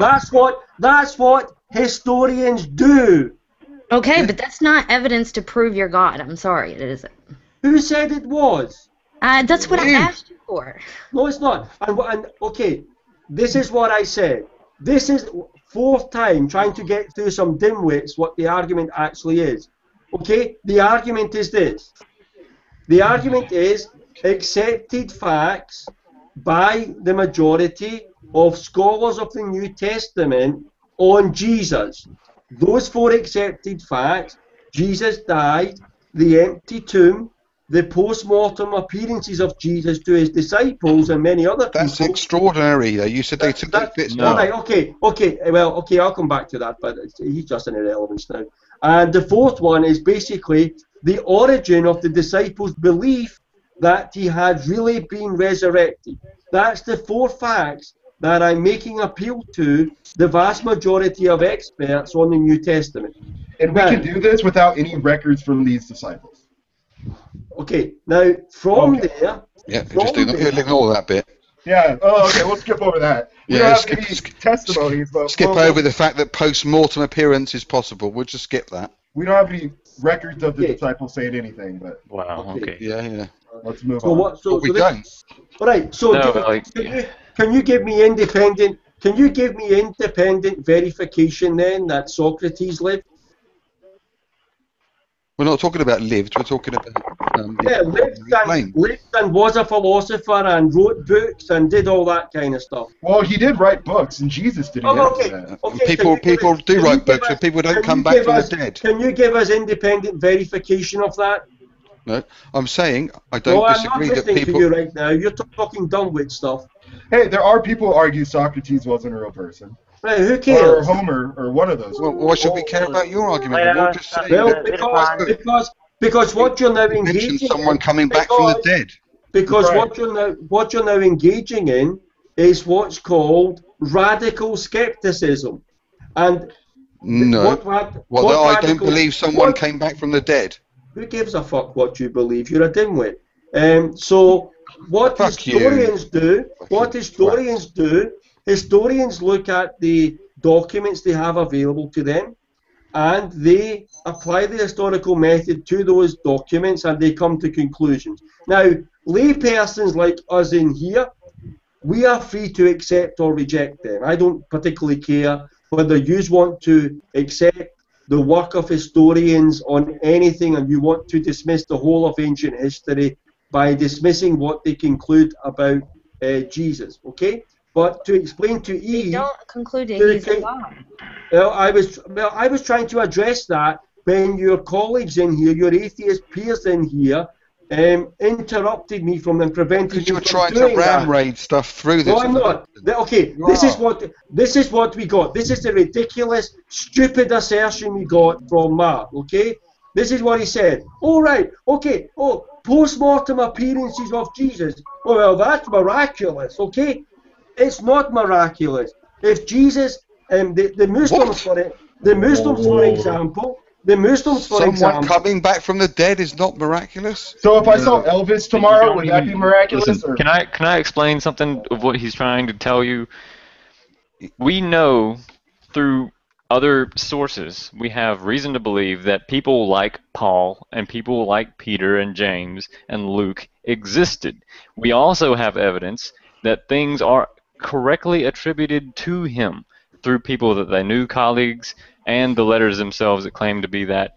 And we have the historical critical method, which looks at text and says, by the words in the text, you can use certain criteria to determine what is more likely to be true and what is not more likely to be true. Wait, so because someone wrote down that someone came back from the dead, we got to accept that. When did Paul live? When did Paul live? I know when he died. Maybe 65, 67 AD. All right. What evidence do you have that you're not even? It doesn't even matter. Yeah, it does. It does. You're claiming you're just randomly asking me a question that's off topic. I'm telling you that they've attributed these works to Paul himself, and he claims to have seen, and other people have seen. A lot of that too, though. But he claimed to see Jesus in a vision. Right. Well, okay. Forget that. Just throw the miracle down. Don't forget that. No, let's not forget that. That's a big point. I know.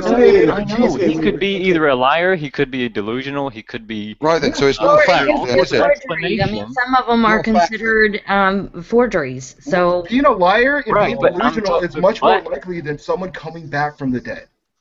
Yeah, yeah. I mean, you're going to derail the whole. If you're a naturalist, you guys have got to go. Thank you for entertaining me. Yeah, you never got your answer. PM me or something. I'll give you the answer. Not likely to either. Well, I promised someone I would watch them on Chris Monty's show. So. Well, that's why I said PM me and I'll answer it, or I'll get you in the next hangout and try and answer your question without these ignoramuses interrupting all the time.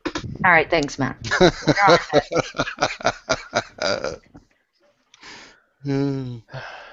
All right. You two are the dumbest atheists that are present. Yeah, whatever. Yeah, keep insulting Matthew. Doesn't You prove really it. are. I mean, people Yep. are. I mean, And you again, need to keep going. You need to think about it. Keep going. More insults. Come on. Atheists are watching this hangout, okay? Atheists are going to watch this hangout. Atheists are going to see what you're doing. They're going to draw a conclusion about your performance, about the ridiculous arguments you've tried to put up. Oh, okay. Like people come back from the dead. No one's put that argument up. Post-mortem appearances, you said. Okay, all right. Post-mortem appearances means it only means appearances of Jesus after his alleged death. It doesn't mean he was really dead and then he really rose from the dead. In fact, the Muslims. It's not a fact. No, it's not a fact. The fact is that. You said it was. No, the fact was, again, if you listen, you dimwit. The fact. That, all right, fuck off. The fact that was being proposed. Oh, I just kicked him. That felt good. Okay, well, if you'll listen to me without interrupting. I don't mind listening to you. It's just he just won't shut up. He just talks and talks and talks and talks. Damn it! Did I miss him? Hold on. Okay, you guys stop in mid-sentence and address something that he's not actually claiming.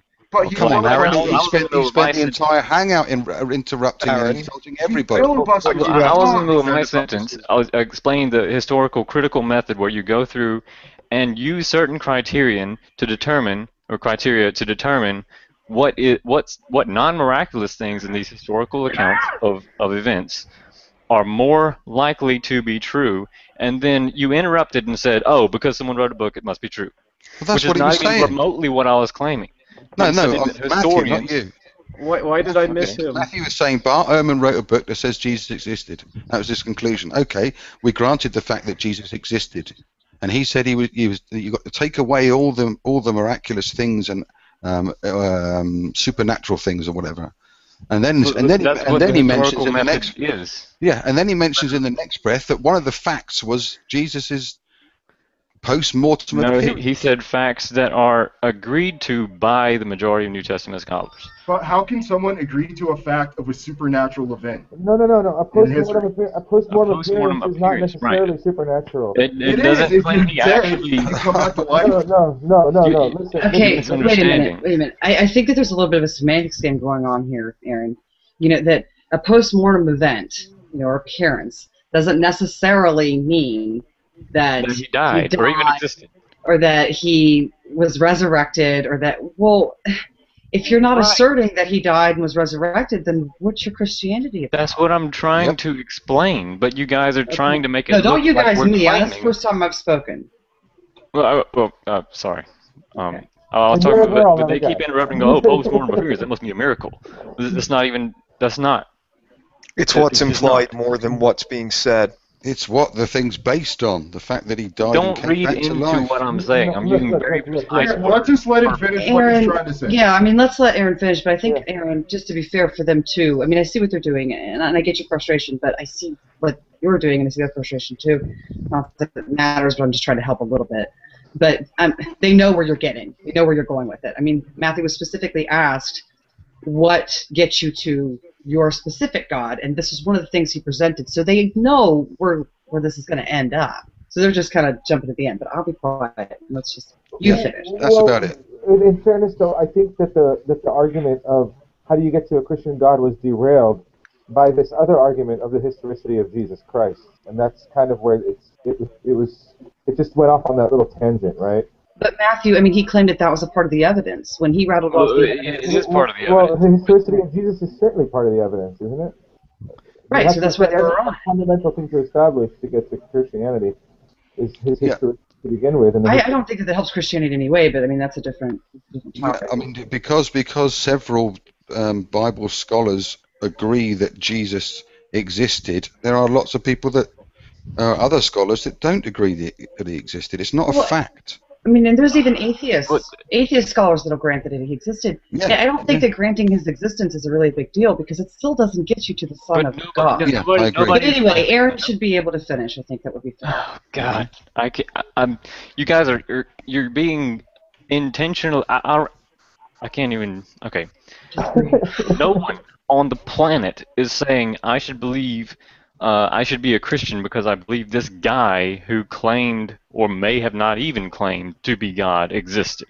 Right? No one on the planet is saying that, and don't make it look like we are, because that's not what we're saying. We're saying that scholars attribute things to certain people, and they use certain criteria to determine what's more likely to be true and what's not.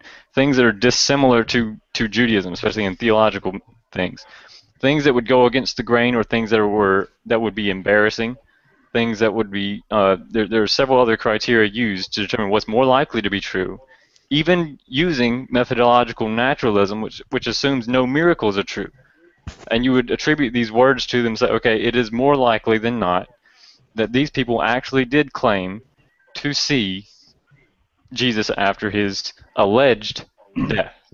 And so you see the number of people who do that and were willing to die for that historically. You have multiple attestations. The more you have, the more likely that it is to be true. And so on and so forth. Quotations from other people, people who knew and recognized these people, and also were colleagues of those people and taught the same thing. Sure. My argument would be you can attribute these. Sorry, go on. You can arrive at the conclusion that there were people, a lot of people, who claimed not only to have seen Jesus after he died, but who went to their deaths in order to defend that truth, as well as Jesus' words himself and multiple attestations to his crucifixion, and that he actually did die, and there was an actual empty tomb. And so you can assume through historical methods that these things did actually happen. Then why are we missing explanation for that? Then why are we missing accounts of this everywhere else? It's only in the Bible. It's not. No historians talk about this during this period of time. There's no other mention of Jesus or all these amazing events anywhere except the Bible. And not only that, considering that the Romans kept good records, historical records, and other historians, you'd have thought someone would have written down these miraculous events at the time rather than wait 30 years, 40 years to do it. Right. The only place we find this is in the Bible by Christians who have an agenda. We don't have anyone else mentioning these things. Am I completely misunderstanding what you're saying, Aaron? So you're saying that because disparaging evidence from other historians who lived in that day, or Josephus was a contemporary one, and you have later ones like Tacitus that do attribute Jesus' actual life. They don't go into a whole lot of detail, but Christianity was widespread. I thought Josephus lived after Jesus, and I thought that there are examples of a first-century historian. He lived to see the temple destroyed in AD 70. Yeah, but that was after Jesus, right? Well, yeah, it was after. Talking about when Jesus lived. So it's not contemporary, then, is it? And Christians have forged parts of his works, so. Right, which is what you use historical. You use textual criticism to determine whether his words are actually attributed to him. But same we don't thing have with Paul. Same thing with that happened. But the question is why is there no other historical evidence? There's very little historical evidence of anything in ancient history. It is very hard to find written accounts of historical events. We're very lucky with Josephus and what happened with the temple in AD 70. We're very lucky to have the things that we do have on ancient history of Jesus. We have more evidence for the things of him than almost anything, any remotely close to that period of time. But it doesn't. It's not close at all. It's after his death. It's after his supposed life. How's that close? That's like me reporting on World War I right now and having no one else had mentioned it. Why are Julius Caesar? There were historians in the area Jesus lived, supposedly, when he lived, all over the place. No one wrote about it. Why? Yeah, I would say that Julius Caesar and a few others are better attested by a long shot. Yeah, we have coins with his head on it. We have all kinds of other people in the area writing about Caesar. We don't really have anything about Jesus when he supposedly lived.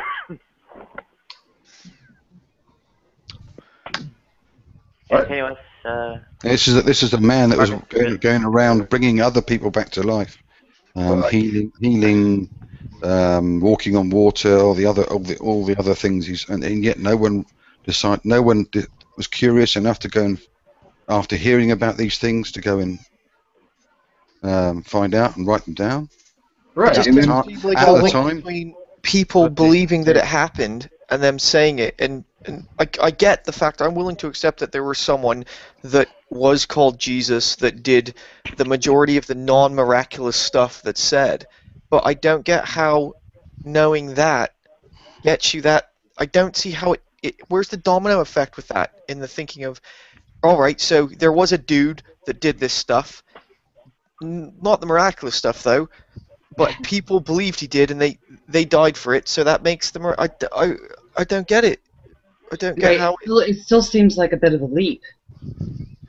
Jim Jones existed, and people claim to have seen him commit miracles, and they're willing to die for him. Does that mean Jim Jones was a god? He claimed to be Jesus. Just throwing that out there. Crickets.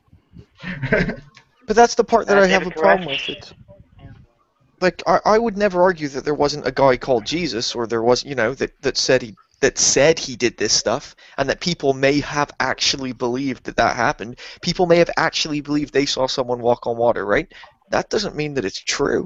And I can think of more explanations that are more plausible. The lake could have been frozen.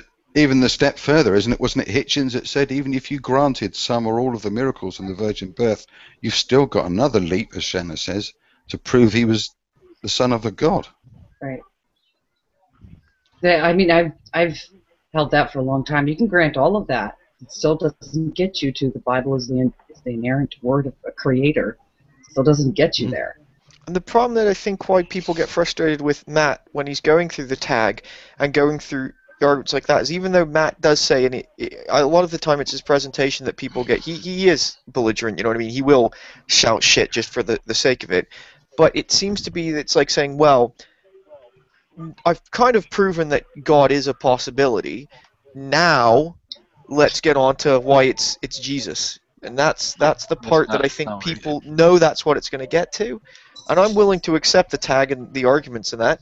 It's just when it gets to this point where I think it's not said that it is, but it's almost to bolster the weight of whichever particular religion that person particularly favors.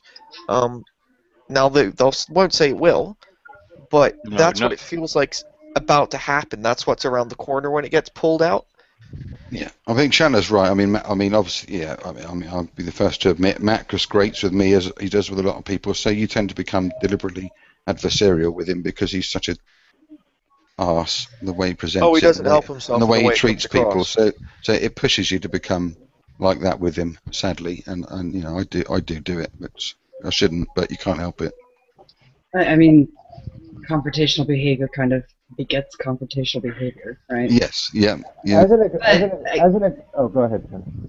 I was just going to touch on something real quick, Eddie, and then but I was going to kind of share the thoughts that Ray just had. It's particularly frustrating for me, and I guess I'm kind of directing this at Aaron maybe, but as a deist, a lot of these arguments are very deistic in nature, and I know what Christians are about to do. And I'm not saying that all of them do this. Some of them do, carefully think these things out, present these arguments, which I still would argue. But a lot of them say, they'll present, say, the Kalam, for example. Well, therefore, clearly, Jesus died for your sins. Whoa, no. And for me, that's very frustrating. And most of the time, it does end up that way. Well, so it shouldn't. I understand why some people are kind of. My frustration is that they interject so many assumptions into these arguments that I just have a fundamental issue with. And what assumption do you think is invalid? You want me to grant that the way the universe is? No, I didn't insert that assumption. The supremacies in the Kalam are that everything that begins to exist has a cause. You believe in the principle of causality. At all. My point is, what you're going to get to is that things can exist outside of space-time, and right. If that's the conclusion that you deduce, now you just want me to just let that go. If I could maybe help with that, I don't know how it was presented to you earlier. I don't know how Matthew presented. It's been a long time since I've heard Matthew kind of talk about the Kalam. But if, like, the computer that I'm on right now, okay, we designed this, right? It's behaving exactly as how we've designed it to behave. It's operating within the parameters that are set. Well, I'm not bound by those parameters. I don't have to obey the same laws that this program does. So it's not too big of a jump to think that a creator would not also be bound by the laws of this universe. See what I'm saying? True, but they're defining outside of this universe is lacking time, space, matter, any dimensions. As we understand it. Wait, no. Could any cause of the universe be non-transcendent? Can any cause of any set? It has to be that's the very essence of causality. You cannot cause yourself to begin to exist. But but we don't know that the universe was the beginning of existence. Right, we don't. Right, we don't know what caused the universe. Right, we don't. Okay, but we do have. We don't know. What we do have is. That's where I stop, and that's where you go. So yeah, that second premise, the universe began to exist, which is the bit that FXX was arguing with Matt earlier.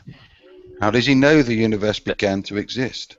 Well, that's kind of the consensus right now. There is evidence that the universe did in fact begin to exist. But there's not only that, began to exist in such an absolute way that you are presenting in this argument. Well, no. But you see, when you present it as an if, which the Kalam does, then you're presenting a conditional. If the universe began to exist, it had a cause of its existence. Our job as atheists is to either say, okay, that's a very important conditional, and it kind of puts the burden of proof not on the presenter but on everybody. Like, but the premise doesn't use the word if. It does, doesn't it? No, it just says everything that begins to exist has a cause of its existence. Oh, yeah, it doesn't.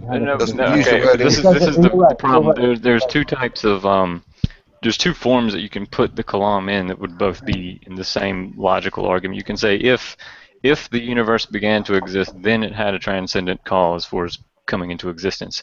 Or you can say through modus ponens. It leads you to the same thing. Logic can be formulated in two different different. Okay. That's like saying if my auntie had testicles, should be my uncle. I mean.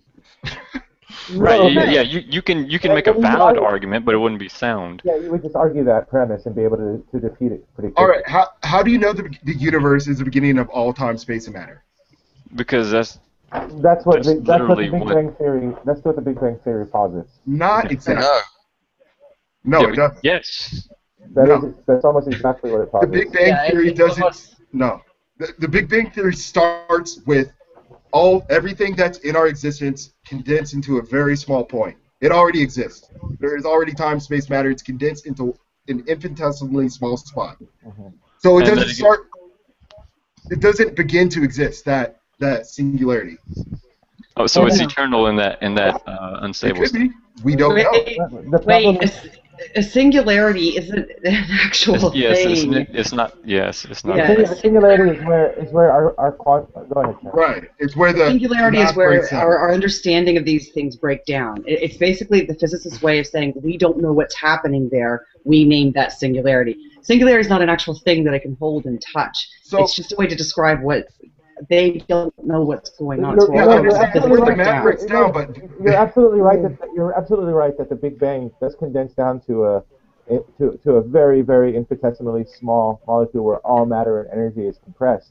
But the question is, what was going on before that? And that's where you get to t equals 0.0001. Yeah. Math completely breaks down. Physics calls that a singularity. And the only way we'll get around that is if we end up with a quantum theory of gravity. But if the singularity contains everything that exists, then if the singularity contains everything that exists, then there is already something existing. Right. We haven't gotten to the point where there's a state of non-existence. It's not the singularity that contains everything that exists. It's the object that's present at t equals 1 that contains everything that exists. I would point out that loop quantum gravity or in loop quantum cosmology are out there, and they suggest a oscillatory universe. My yeah, point there's in lots saying of this, models of eternal universe.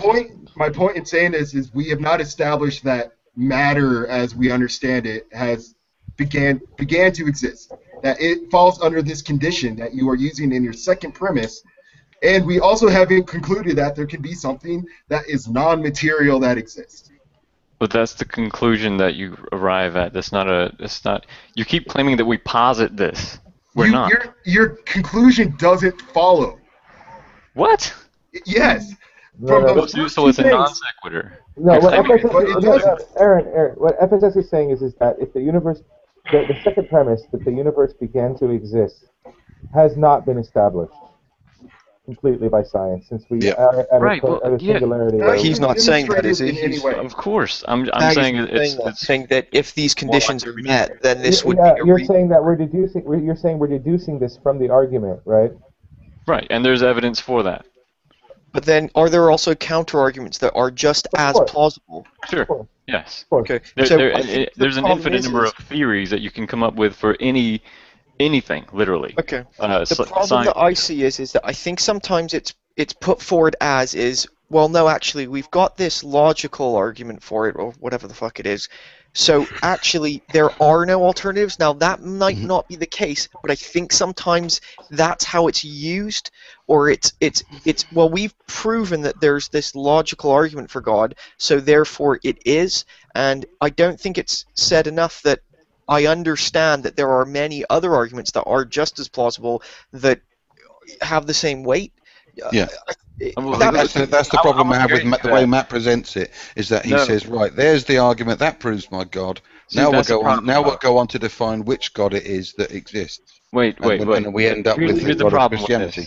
No. Repeatedly, over and over and over, we told you this is not in any way absolute certainty or absolute proof of God. Do you dispute that?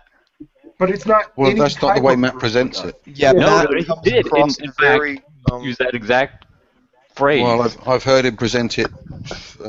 No, you haven't. I promise you. Aaron, haven't. I have. I've been dealing with Matt Bell on Twitter for the last 2.5 years before I even got to Google Hangouts. I've heard it time and time and time again. In this hangout, he did the exact opposite. I promise you. If you can go play it back if you want to. I don't think you were listening. Yeah. He did say that's not the case, but the problem is with Matt is that because of his character, you see a lot of the loudness and you hear that a lot, and the admittance of other things that are agreeing with that tend to get washed over because he's so bold in how he acts. We have atheists. But that's not his fault that you. Hold on, Aaron, please.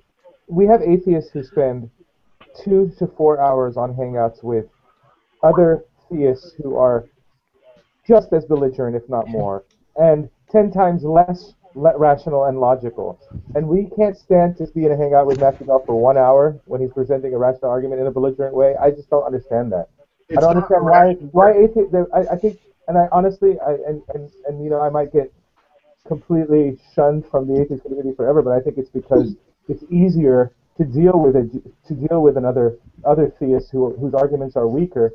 We're willing to spend 2 to 4 hours in their Hangouts making them look stupid.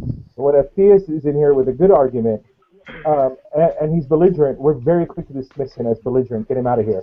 But it's a really, really old argument. It's not a good argument. It's maybe a better argument. Better argument than answered prayer. It's a better argument than. But it's not good. Then why you see? And if it's not good, the way you're so smug and saying it's not so good. Yeah. What's your second premise? Your second premise is totally it's just stated as fact. No, it's not. What's your second premise? Oh my God. The universe began to exist, and the universe is the same as all time, space, and matter in existence. Yes, that's how we're defining our terms. Yes. Okay. Well, you haven't established that in any way, shape, or right, but they're going with the consensus of science right now. It's not the consensus of science, the way they are defining it. Dear. I'm sorry. This is. I don't think that's true.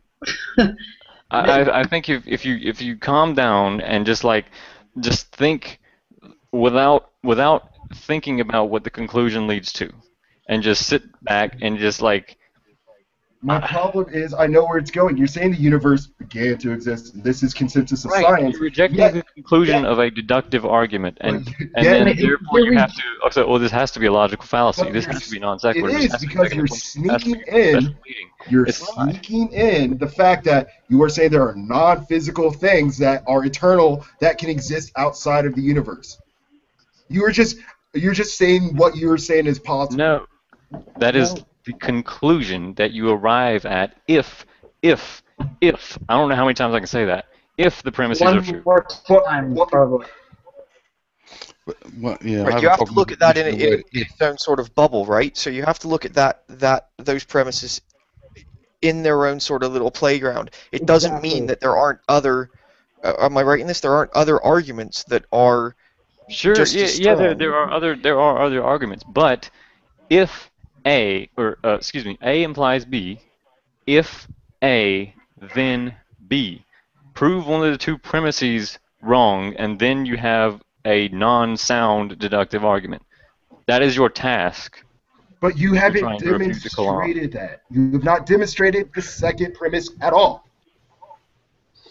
You're not demonstrating anything. You're just asserting this is the way reality is. You're not providing any evidence for it. Well, that's frustrating. That's what a premise goes on about. He showed you that there are reasons to believe that there are scientists who would actually state that. That's fine. You can appeal to authority all day long. You're not showing me that all time, space, and matter is either eternal or not. We don't know. But you're saying, well, one, we know it's not eternal, and two, there can be something that's outside of it. No, we did not say we know it's not eternal.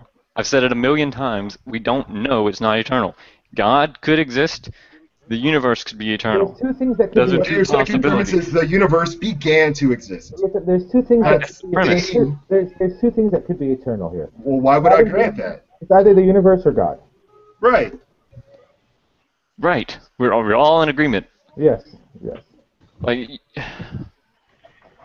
I just find even the fact is when you say God, it just seems so loaded. So like, if we're going to argue the universe could be eternal, that sort of stuffs the second premise, doesn't it? You're building up so much on these assumptions that you know how all existence works. It's so ridiculous. No, these are not assumptions. Okay, Stephen Hawking gave a lecture, wrote a paper in a book. He was saying that the universe, it seems to be the case that the universe began, that time began with the universe, that all matter and energy as we understand it began with the universe. I mean, and this is a valid appeal to authority here. So I'm sorry, there's a lot of people who they're don't building agree. the premises on this. People that are working in the field agree with this. Here's the truth: we don't know how the universe came. Well, that's fine. That's fine. Of course, we don't know evolution is true. We don't know lots of things. Hang on. If you want to take the position that you don't know, that's fine. No, good. I'm sorry. I even said I'm an evolutionist. Okay, but we don't know it's true, right? God could have created the world 2 seconds ago. Or even if an ancient alien civilization could have created. We don't know that either, but we accept that as highly probable. But we don't know is an honest answer. A super powerful God that can violate existing in space and have no matter and all that's a better explanation.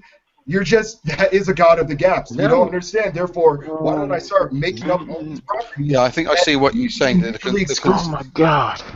The conclusion is that an eternal entity created the universe, isn't it? It's like every time I correct you in the fact that we're not saying we know it, then you come up with the exact other objection that it's a logical fallacy. And then when we correct you on that is modus ponens, and that no philosopher is actually going to say that this is begging the question or appeal to authority or non sequitur, then you go right back and say, oh, but you're positing something could exist outside of but we're not actually doing that because this is a deduction that arises at that conclusion. And we're correcting it, and you go back and forth. You're not listening. My issue is you're assigning probabilities to this.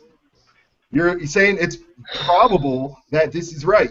where you're dealing entirely in ignorance, and everything you have said is not established, and it doesn't even lead to the conclusion you're trying to get to.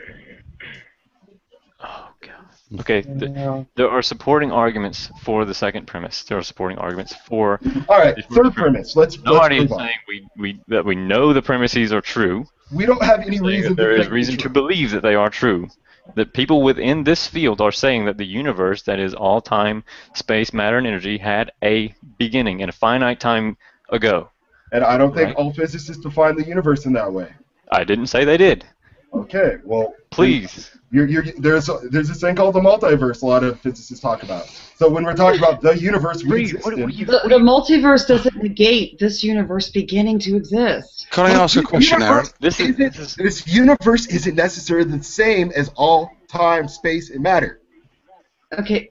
Can I ask a question, That's how Aaron? we're defining our term. On the first premise, Aaron, on the first premise, everything that begins to exist has a cause of its existence. Everything in that sense doesn't include God then. Right.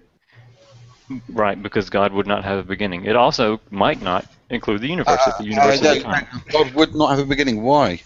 Yeah. Because it is eternal. That is literally what that means. And how is that possible? Yeah, we know what it means. How is that possible? Yeah. Well, how is it possible the universe is eternal? You got the same problem. Right, I'm not asking. I'm just all right. I'm asking. How is how? We have a universe. We don't have a. So that falls on the second premise then. If the universe could be eternal, then. Yeah, right. That's exactly the thing we're saying. We don't know it to be true, but science people in the field are telling us that it did in fact have a beginning. I'm talking about the first premise. Everything that begins to exist has a cause of its existence. Right, that's the first premise. At some point, then God. So you're saying either God or the universe is eternal. And how have we determined that? Well, something has to be eternal. Why? Well, if not, you have an infinite unless you regress. accept the premise that ex nihilo creation or something out of nothing can just occur. And only once in 13.5 billion years did this happen. And only universes do this. Aren't there theories that this idea of nothing isn't even true? There would never been a nothing. Have we ever had a piece of nothing to test? Nothing can't exist. So before the universe began, or whatever, says that nothing is created. That matter and energy are not created out of nothing. They're just not created. In an isolated system, you don't create or destroy matter and energy. They are constant. There's a finite, discrete unit of quantized matter and energy. What's the Heisenberg thing about? So is there like an uncertainty exact principle? opposite of Tag that said about the universe being eternal, rather than God being the eternal? Like, is there a philosophical argument that states about? I'm probably not wording this right. So with Tag, it's the universe was created by the timeless being. So what happens if the universe is just timeless? What's the philosophical argument that stems from that? There's one in mathematics that an actual infinite cannot exist, and that is to say that you cannot you cannot actualize infinite because it leads itself to absurdities. So is your God infinite? And a great deal of that is misunderstanding the nature of infinite sets. Yeah. But also, even if there are such things as actual infinites, time is a series of temporal additions. It's a series of additions, and that cannot be mathematically an actual infinite. You cannot add numbers to infinity. It's only a series of additions in an A-theory universe. Right. Which not a single person in this room is qualified to disprove a theory or even prove it. Sorry, quickly, yes, Chandler, it was the Heisenberg uncertainty principle. Aaron, the disproval. Fair enough. We won't. In the B theory of even semi-eternal universe, those series of additions are quite clearly the infinite chain, and therefore comprise an actual set. You have currently a spatial extent of the universe, if infinite, would give rise to, well, an actual infinite of events by the principle of least action. Well, you have that. Because That's in a given quantum of time, the infinite spatial extent would give rise to an infinite. you literally just assumed the conclusion in the premise, saying that if it's infinite in space, then it would give rise to an actual infinite. Well, yeah, sure.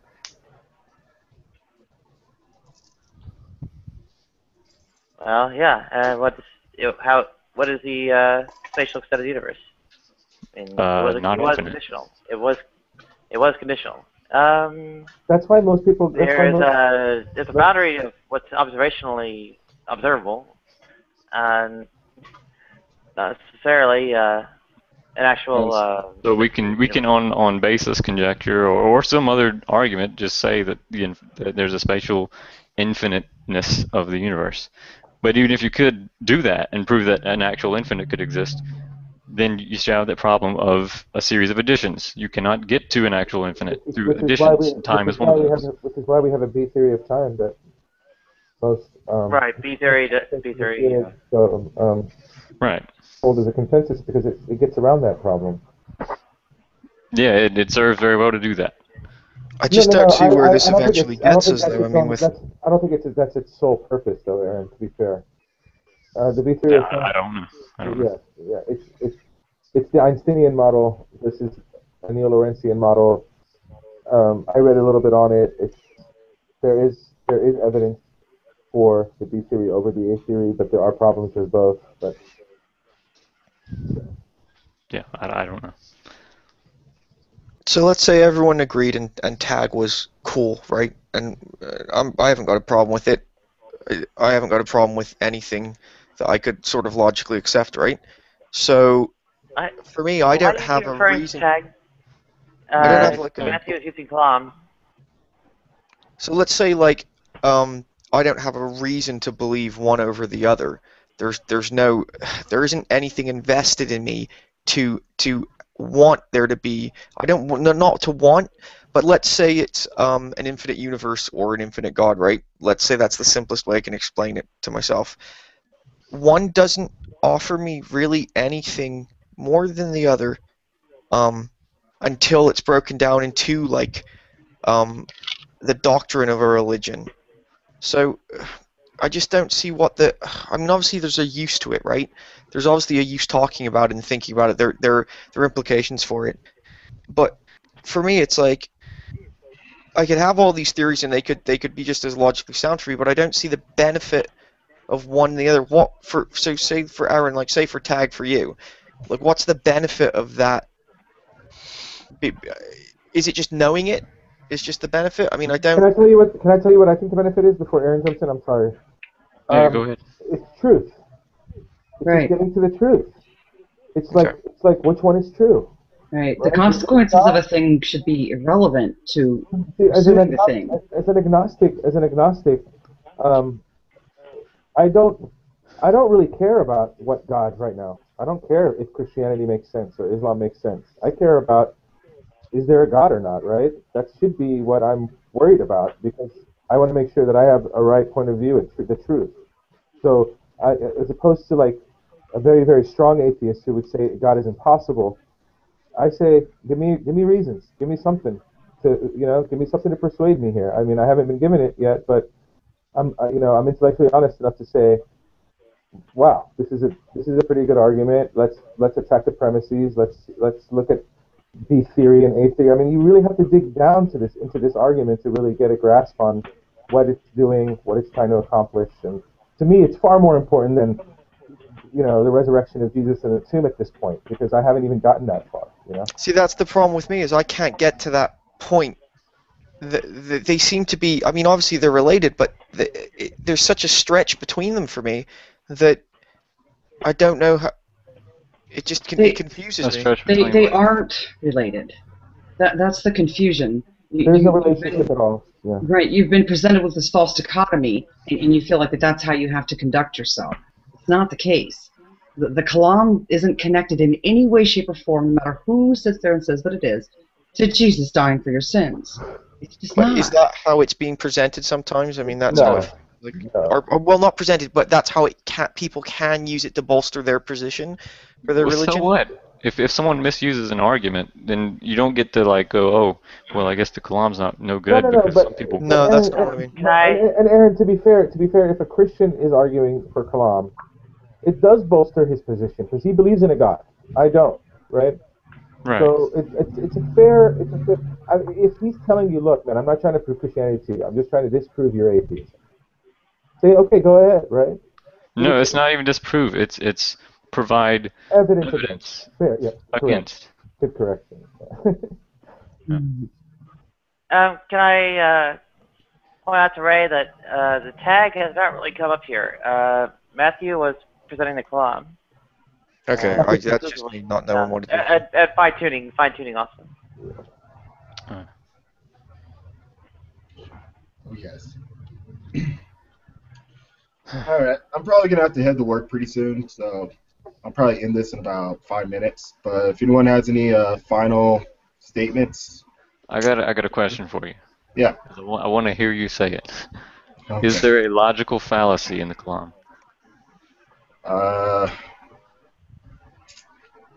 It kind of depends on what you mean by your terms. So if you use the terms Do in you a know certain what a logical fallacy is? No, I don't know what a logical fallacy is. Okay, then. Yeah. Okay, never mind. I mean, if you don't want to answer it, then you don't have to. But I feel that you are using circular logic in the Kalam. I feel like they are assuming a lot of the conclusions in the premises and the way the nature of the universe is in the premises. So that's how I fair feel. enough. If that's your. I'm telling you, there are ways you can depending on how you use your terms. Sure, it could be a valid argument, yet not a sound argument. True. I didn't argue that. I just asked for a logical fallacy. Is it valid? I don't feel it is valid. Well, you know the difference between valid and sound, right? Yes. Okay, so you don't feel it's valid. So if A implies B, A, therefore B, there's a logical fallacy in that. That's what you're saying. No. All right, is that the form of the Kalam? There may not be a logical fallacy in the Kalam as it's presented, but I Thank you. The premises are asserted. They're not, and they do not. Assertions. I don't argue that. Right. And that's the case with all premises of an argument. Yeah, all premises are assertions. I got you, and they're not validated. They're not.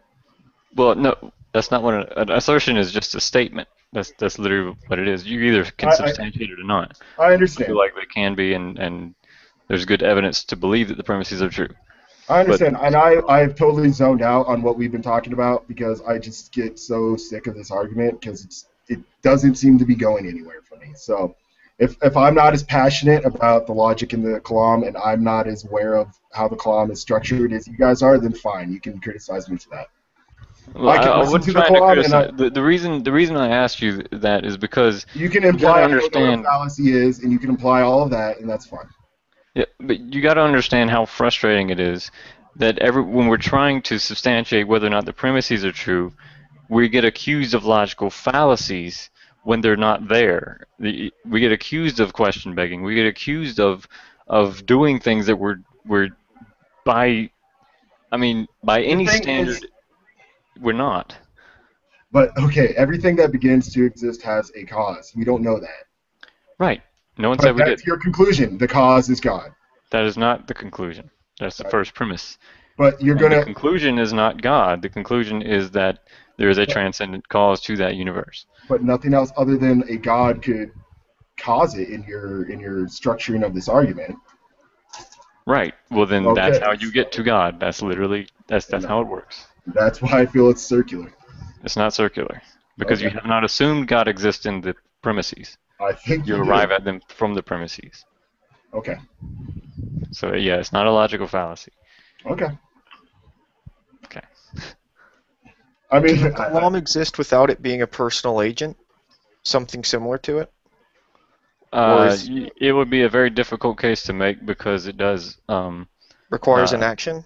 It requires agency. It requires an uninitiated act. But it's not There's like saying there's only agents do that, which is sort of like saying a person. That it would have a personality. The reason that's true is because something cannot infinitely exist in a state that is unstable or in disequilibrium, and things only happen, causes only happen because there is a such thing as disequilibrium or instability. You cannot indefinitely be above your freezing point if you're water. You will start to melt, and if you were above your freezing point negative infinity ago, then you would have sprang into existence as a universe negative infinity ago, not 13.5 billion. And so you have this uninitiated cause, unless the universe is eternal, which in that case, you'd also have an uninitiated universe. What's wrong with that? Well, there's evidence to believe that it is not. There's evidence for it as well. Is that because of like what you were saying, like the expansion, or are we just or am I thinking too small? I mean, no, I don't. So like let's say like the universe was infinite in it, like in the material sense, and forgive me being lame with my terms, but so let's say the Big Bang was just the start of a fragment of a pocket of another part of our universe or a multiverse. Are we thinking too small? Thinking like, oh well, we see like our universe is pretty fucking big, right? But then it gets bigger and then bigger and then bigger and then bigger, and that just goes on forever, and it's just like, you know what I mean? Like, I mean, so right. yeah, The thing. Yeah, go ahead. There's like different models, but the most common one is the inflationary model, which is what you're kind of talking about, Ray.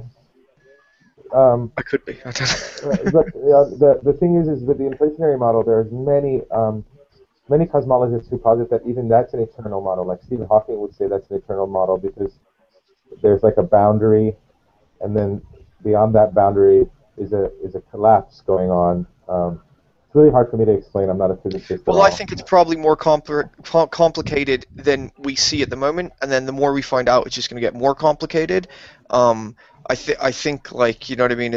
But then you could always say, well, once you get to the point that you don't know, well, there's an agent that's acted to do that. I mean, it seems like the thing is that the physicists are always going to, and I mean, and rightly so, I think, in my opinion, this is the correct method of science. They're going to try to figure out a natural explanation for it, and when you do that, you're going to always pretty much try to figure out a way to get to an eternal universe, because otherwise, something has to be eternal, right? Something has to be.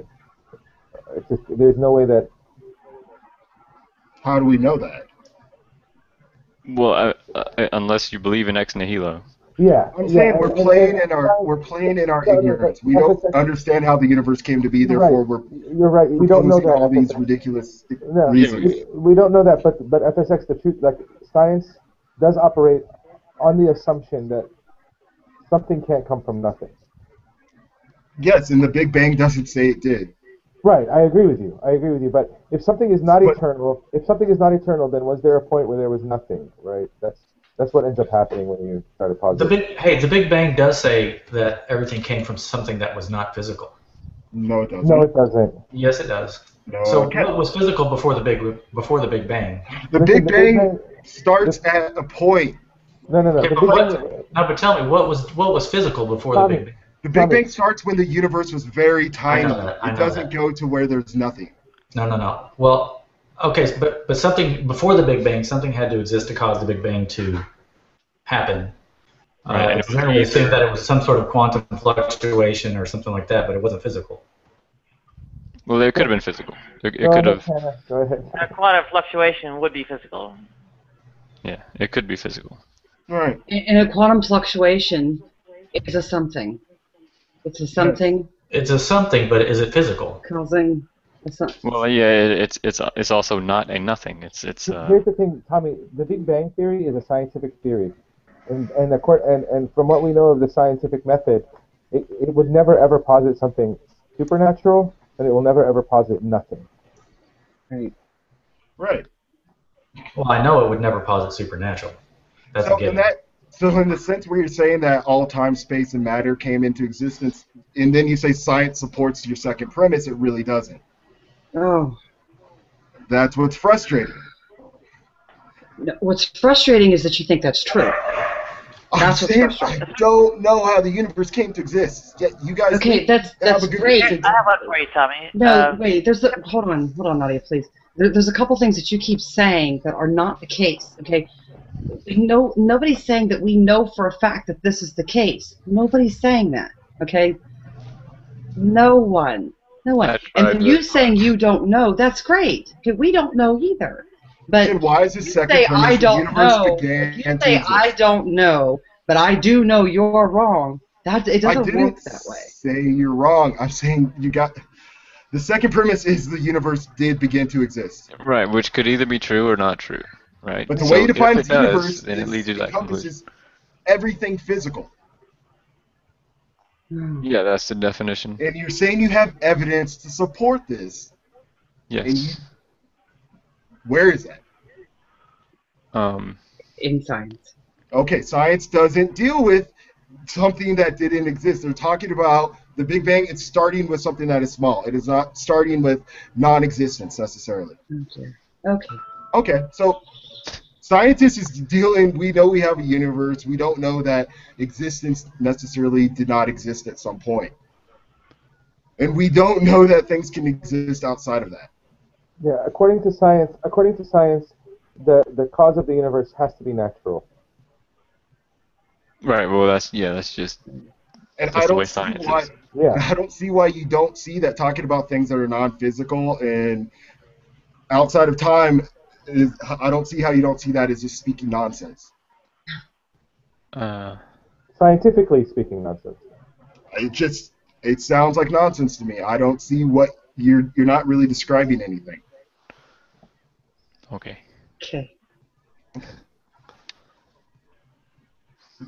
But that's my position. It was explained to you multiple times. Matt Bell tried, but I understand you think you have a great argument here. I understand you think this is the knockdown argument against atheists, but it really is based on all these assertions that you have not established.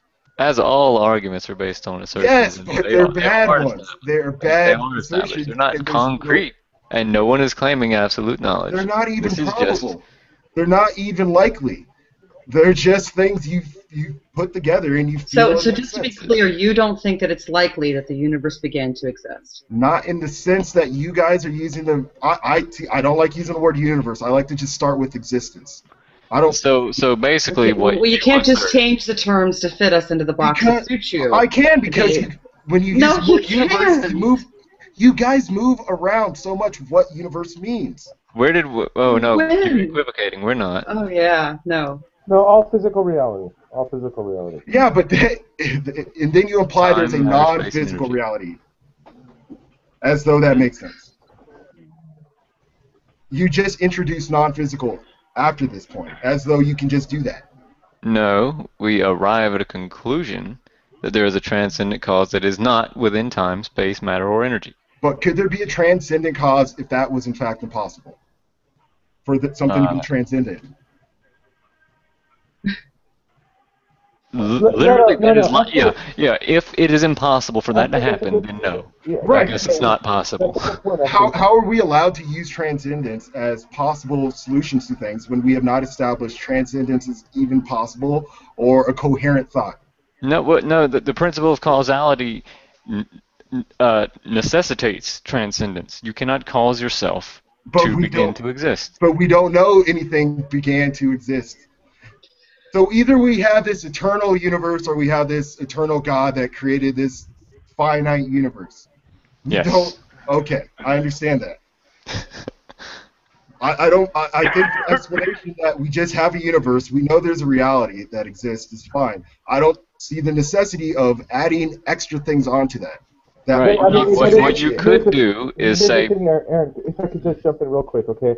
It is fair for FSX to argue that if we're going to take the second premise that the universe began to exist from science, that we could also take from science the idea of methodological naturalism being a must, and that the beginning of the universe, the cause of it would still have to be natural. Well, that's not true. That doesn't follow. Science uses and works on the assumption of methodological naturalism to arrive at certain conclusions. It doesn't say just because you accept science that means that is the only way that things can occur. Right, but I mean, if science is positing that the universe began, and that's one of the strong pieces of evidence that you're providing for the second premise, I could also posit that I could also say science posits a natural cause for that, and that would be one of my evidences against it, right? Science doesn't posit one. Science will only arrive at it because that's the only way science works. So science does posit natural explanations. It does. It posits eternal universe models. It posits multiverse theory. It posits a number of things to get around this Right, problem. but sure. But only because that's the only thing that they're capable. That is the only thing science is capable of arriving at, because it assumes methodological naturalism. Sure. We don't have to assume the same things that it assumes. We don't have to throw philosophy out the window because they. In fact, it works in our favor because we're not. You don't have to assume. You don't have to assume that. See, you're accepting their assumption at the moment that it is an assumption that the universe began to exist based on our limited quantum theory. Right? No. It actually it's in our favor to say even if we were to assume methodological naturalism, we would still arrive at the conclusion based on this particular scientist's opinion, his work, or whatever. We would still arrive at the conclusion that the universe had a beginning, even assuming methodological naturalism. Sure, and I would rebut and say, well, if you are assuming methodological naturalism, then the cause has to be natural. Well, what if the opposite was true? What if I posited supernaturalism and used that to prove to you as an atheist who doesn't accept that? It wouldn't go anywhere, would it? I have to use things that you would accept as evidence. I see. Okay, I understand. I'm sorry, positing something that exists outside of space and time and that has thoughts is a supernatural thing. Okay, that's like the 8th time you've said that, and then we say we didn't posit that, we arrived at that conclusion, and then you say okay, and then you do it again. All right, I'm sorry. How did you get to that conclusion? I know it's easy to like. That's fine. Explain how you got to that. Huh? How do you get to the conclusion of things that exist outside space and time being possible? From the standpoint of understanding that things cannot bring themselves into existence. You cannot cause yourself to exist. Nothing can cause itself to exist. If there was a beginning to material reality cannot be that cause. It could be material reality is eternal. We don't know. But if it did have a beginning, then it was not caused by something material. It had to be transcendent. And recognizing that it's transcendent leads you to a certain number of attributes that it must necessarily be. Does that make sense?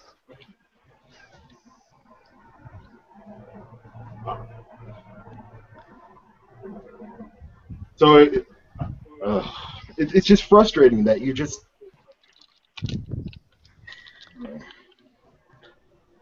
I just don't get where you're.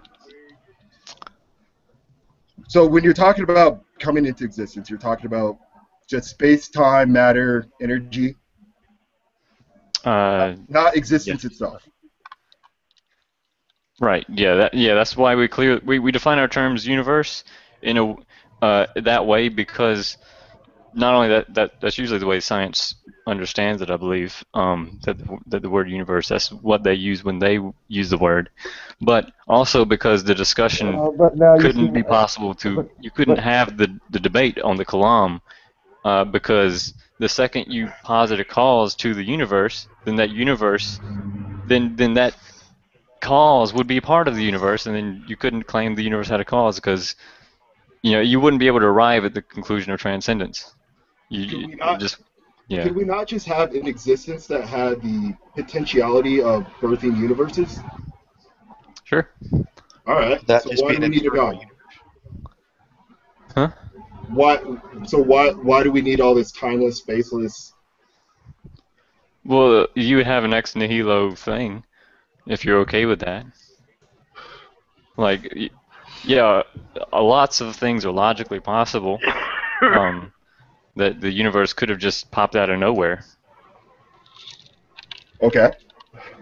I think the frustration from FXS is coming is why do you personally believe that particular one's the best reason?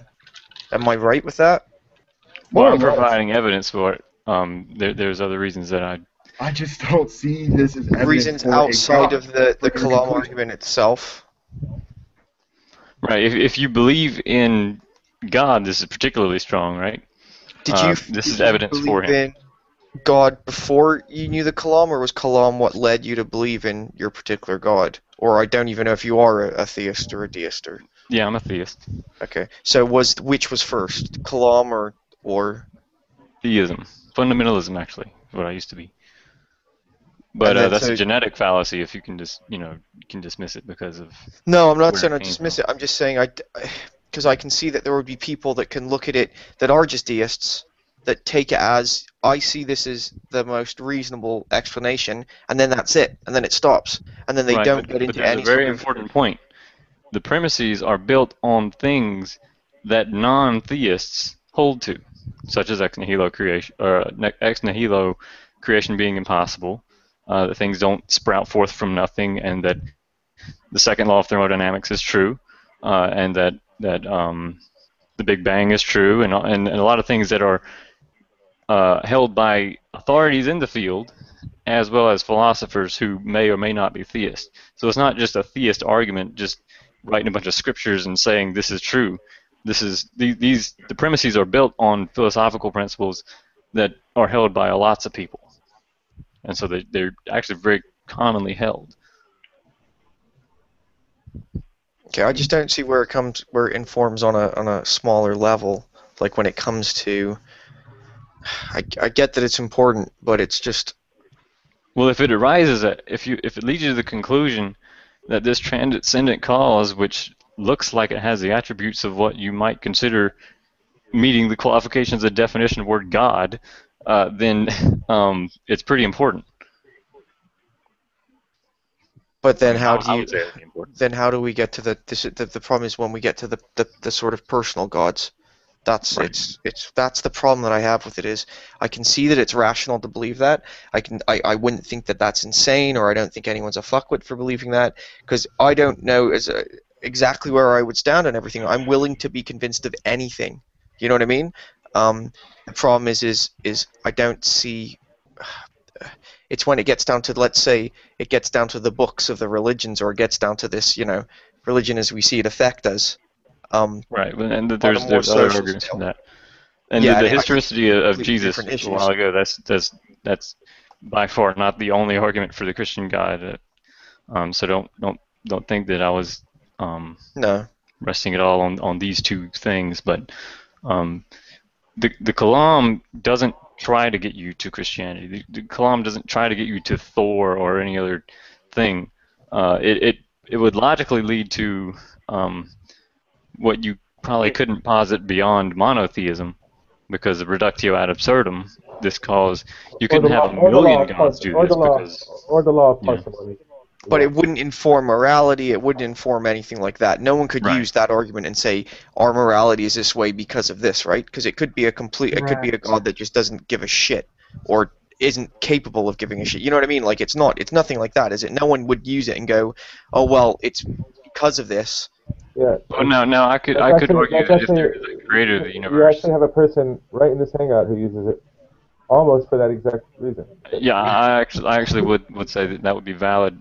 It wouldn't be part of the Kalam, but if you get to the god of the Kalam, so to speak. The deist god. Yeah. If you get to the deist god, what ends up happening is that you end up with a an ultimate purpose or goal to be had, or a means that are used, that the universe is used to achieve, which morality has to have. You end up with an observer, so to speak. If you're talking. Well, not only an observer, but you end up with a purpose. Well, an observer is necessary for purpose according to physics. See, this is where things get sketchy for me with it, because it's like, well, okay, and how do we know that? Like, I suppose you draw those conclusions from the fact that you need that, if this timeless being whatever the properties are to get to there. But then it's like, well, so why is this good and this bad because of that? That's that's a different question. If we don't know the purpose, it would be kind of a this might be an objection to the deist God's morality. I don't know, but if you do say that because there's a purpose in the universe, there can therefore be an objective basis for morality, it doesn't tell you what that basis would be. You would have to have some type of revelation to see. Yeah, just to be very clear, I don't know of many deists. Well, I don't know many deists, period. But I don't see how a deist could argue for objective morality at all, especially from something like the Kalam or even the auxiliary arguments, because you would, like Aaron's pointing out, you would kind of need special revelation for that. And I think objective morality is I don't know. I'm not necessarily convinced that objective morality is even a thing, because it would still be subjective to a creator. Yeah. So, Actually, I do not see embedded within the Kalam. I do not see embedded within the Kalam any defense of the uniqueness of the personal agents outside time that give rise to the universe. Do what? I mean, well, clearly is going on about existence of personal agents outside time, but makes no claims whatsoever about uniqueness. So it could lead to polydeism or some such. Oh, okay, yeah. I'm glad you said that. Okay, so the Kalam leads you to a cause, but somebody could say, well, why do you only believe in one? You could believe in 2 or 3 or 1,000,000. But then you use reductio ad absurdum and say, okay, well then what you should do is believe in an infinite number of gods or causes to the universe. So reductio ad absurdum, you get to 1 and posit that as the most plausible, and you don't multiply it beyond that. Right. If one eternal being is sufficient to explain it, then you don't need an infinite amount of eternal being. So that stops just another infinite regress? That would be Occam, not... yeah, sorry about that. Yeah. Well, sort of... Yeah, the reductio ad absurdum would be... Right, that's both. Right. Existence just has this property that allows for universes, therefore you wouldn't need any God at all. Right, if the universe is eternal, that would, by law of parsimony or Occam's razor... Or existence. You would have to say, if it's possible that the universe is eternal, then none is less than 1, right? Yep. Yeah. Well, by definition, existence would have to be eternal, if there is anything eternal. Well, right, and then you also have to consider all the auxiliary arguments that exist. It's not just like Kalam done with the conversation. There's a lot of other arguments that could be argued, and some successfully, some poorly. I'll grant that, but that it seems to be the case that this is a mind, this is an intelligent being. So it's not just, like I said, it's not just Kalam and done with the conversation. Right. Well, because it goes on to, that there's even bigger questions with that afterwards, right? That's just, that opens up a whole other fucking can of shit to look at. I didn't hear what you said. I'm sorry. No, sorry. I'm probably mumbling. It's about 3:15 here, so I better. No, you're right. It wasn't you. I was talking. Oh, that's right. You're right. Once you open up the supernatural can of worms, then. Well, this is what I mean. I don't even know what. This idea of something being supernatural. How you just it fucking blows my mind thinking about, well, okay, then when does something stop being supernatural anymore? I don't know if it doesn't even make sense in my head. Right, and that could just... Look, if a creator, and I'll say if, the biggest if I've ever ifed, okay? If a creator exists, it would not be so much supernatural as it would be a part of the natural existence. Right. The word supernatural is as a way to distinguish between things of like theological significance and what we would consider just natural in the colloquial use of the word. But it would be natural if it was. Natural is everything we see in nature, right? Space, time, and matter, and energy, and a transcendent being that would be beyond that would be supernatural, and that would open up a lot of everything that could be supernatural, like all miracles and all that stuff. So. No, I don't think that's the case at all. Well, yeah, you can rule those out. Supernatural is often phrased in. So being supernatural. Oh, sorry. Supernatural is often phrased in terms of having explanations and sometimes even specifically scientific explanations. So, I mean, once you, let's say a deity appears on your doorstep, explains the mechanism of their, well, extreme power or omnipotence even, and so on to you in some, well, physics, scientific terms and whatever, you suddenly have this thing which you might call a deity that's no longer supernatural by virtue of the explanation, according to definitions of that sort. Yeah, it's just what you call it. So it's not saying that there's no mechanism or that we just don't know the mechanism, or, I mean, so something supernatural. Could we find out the mechanism for it? And then, I mean, let's say, could we find out let's say from the Kalam argument, let's say it was explained to us how the God did things. Would that mean it's still supernatural just because it doesn't affect our reality, or am I just not thinking of it right? According to that definition, would legalistically, technically end up being the case, yet that it becomes natural just by virtue of getting explained. In practice, Aaron's notion of these theological and otherwise somehow superpower-related causes are what people actually are on about. So even though the definition says so, we should probably, well, question the definition more than the actual fact of it. Yeah. Well, at that point, it would just depend on how you define your words, and as long as you're clear in what you mean, you can talk about it. So, I mean, it just depends on what you think the definition should be. But here's just one thing I would say. When civilization and society and human beings, when they put aside supernatural ideas in favor of methodological naturalism, we had the biggest enlightenment in the history of mankind.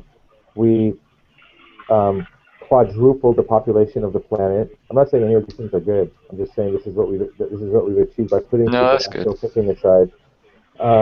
We've clearly in 200 years we've come further technologically and the way we live than we have in the vast history of mankind before that. So I would say that if you're able to achieve this by putting aside supernatural thinking, then doesn't it beg the question that God is maybe a part of, if God exists, then he would be a part of nature because we are able to work our best through nature. I mean, I don't understand why he would. Well, yes, Eddie, I happen to agree with you. Something supernatural would give us most of our power by throwing away the supernatural. That's right. Hard for me. Yeah, or you just have non-intervention going on. Right, you end up with theism. Or cessationism. So non-intervention is just a God that just did it and then left? Or atheism. No. Or atheist. Well, no, actually, no. Yeah, because if you I wasn't saying no to you. I guess it can't intervene. I wasn't saying no to you. I was saying no to Ray. That. Oh, sorry. And it takes a bit to unpack that, and I don't really want to overrun with that. But deism doesn't mean, wound up the clock and washed its hands and walked away. That's not the case. It's not that kind of intervening. Now, some deists do believe that, but that's not necessarily the case. I just wanted to make sure that's. That's clear. All right, I'm probably going to end the live broadcast right now, but you guys are more Don't you have to go to work? Yeah, I work Awesome midnight. stuff, It sucks. Pacific. Thanks, man. Thanks so much for the hangout. What time is Yeah, it this there? was fun. Thank you. It is 8:15. 3:15 a.m. So it's pretty fucking late. So I need to go to sleep. And sorry, I'm just not a big Kalam guy. I'm more of an evolution science type person. So I kind of zone out on these Kalam type arguments. Philosophical type arguments. Yeah. Right.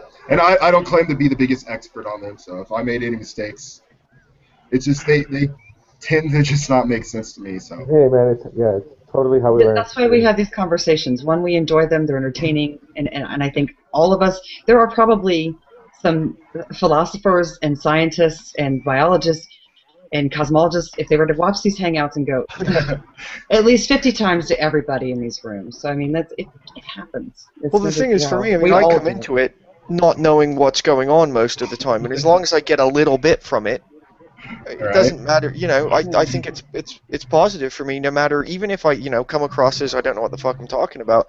As long as I get a bit from it, and I can maybe look it up later, and I can learn something from it, even if it's just, I think it's good. I don't think as long as we're not yelling at each other all the time and pissing on each other, I think it's fine. I think it's we're just disagreeing with each other's thoughts and ideas. That doesn't mean that we hate you, or that you hate me. I'm not my thoughts. I'm not my ideas. Don't get me wrong. I hate everyone. I don't believe that factual debates are, well, very meaningful ways to engage or persuade anyone. And it's part of why I put up quite a bit less of a fight than the average atheist. Because, well, I'm not there for the fight. I don't think the factual debates are, well, going to help me to begin with. Exactly. I mean, I'd say there was a time in my past where I was more obsessed with this argument, but I tend to move along with my obsessions to something new. So I was obsessed with this, and then I was obsessed with evolution, and then I was obsessed with that stupid pre-sup argument. And now I'm obsessed with Isaac Asimov. So who? Isaac Asimov. Isaac Asimov? Oh, I've been reading every single thing this guy's made. It's wonderful. FSX, well, actually, everyone, I would say that this New Yorker article by Maria Konnikova might be something good to check out. Cool. But I am going to have to get to work, so I will end the broadcast, but you guys are free to chat away if you want. All right, thanks. Thank you. And I do appreciate having you on here, and I get frustrated, but I do like you as a person. So. Okay, thank you. Yes, likewise. Maybe not Matthew Bell so much.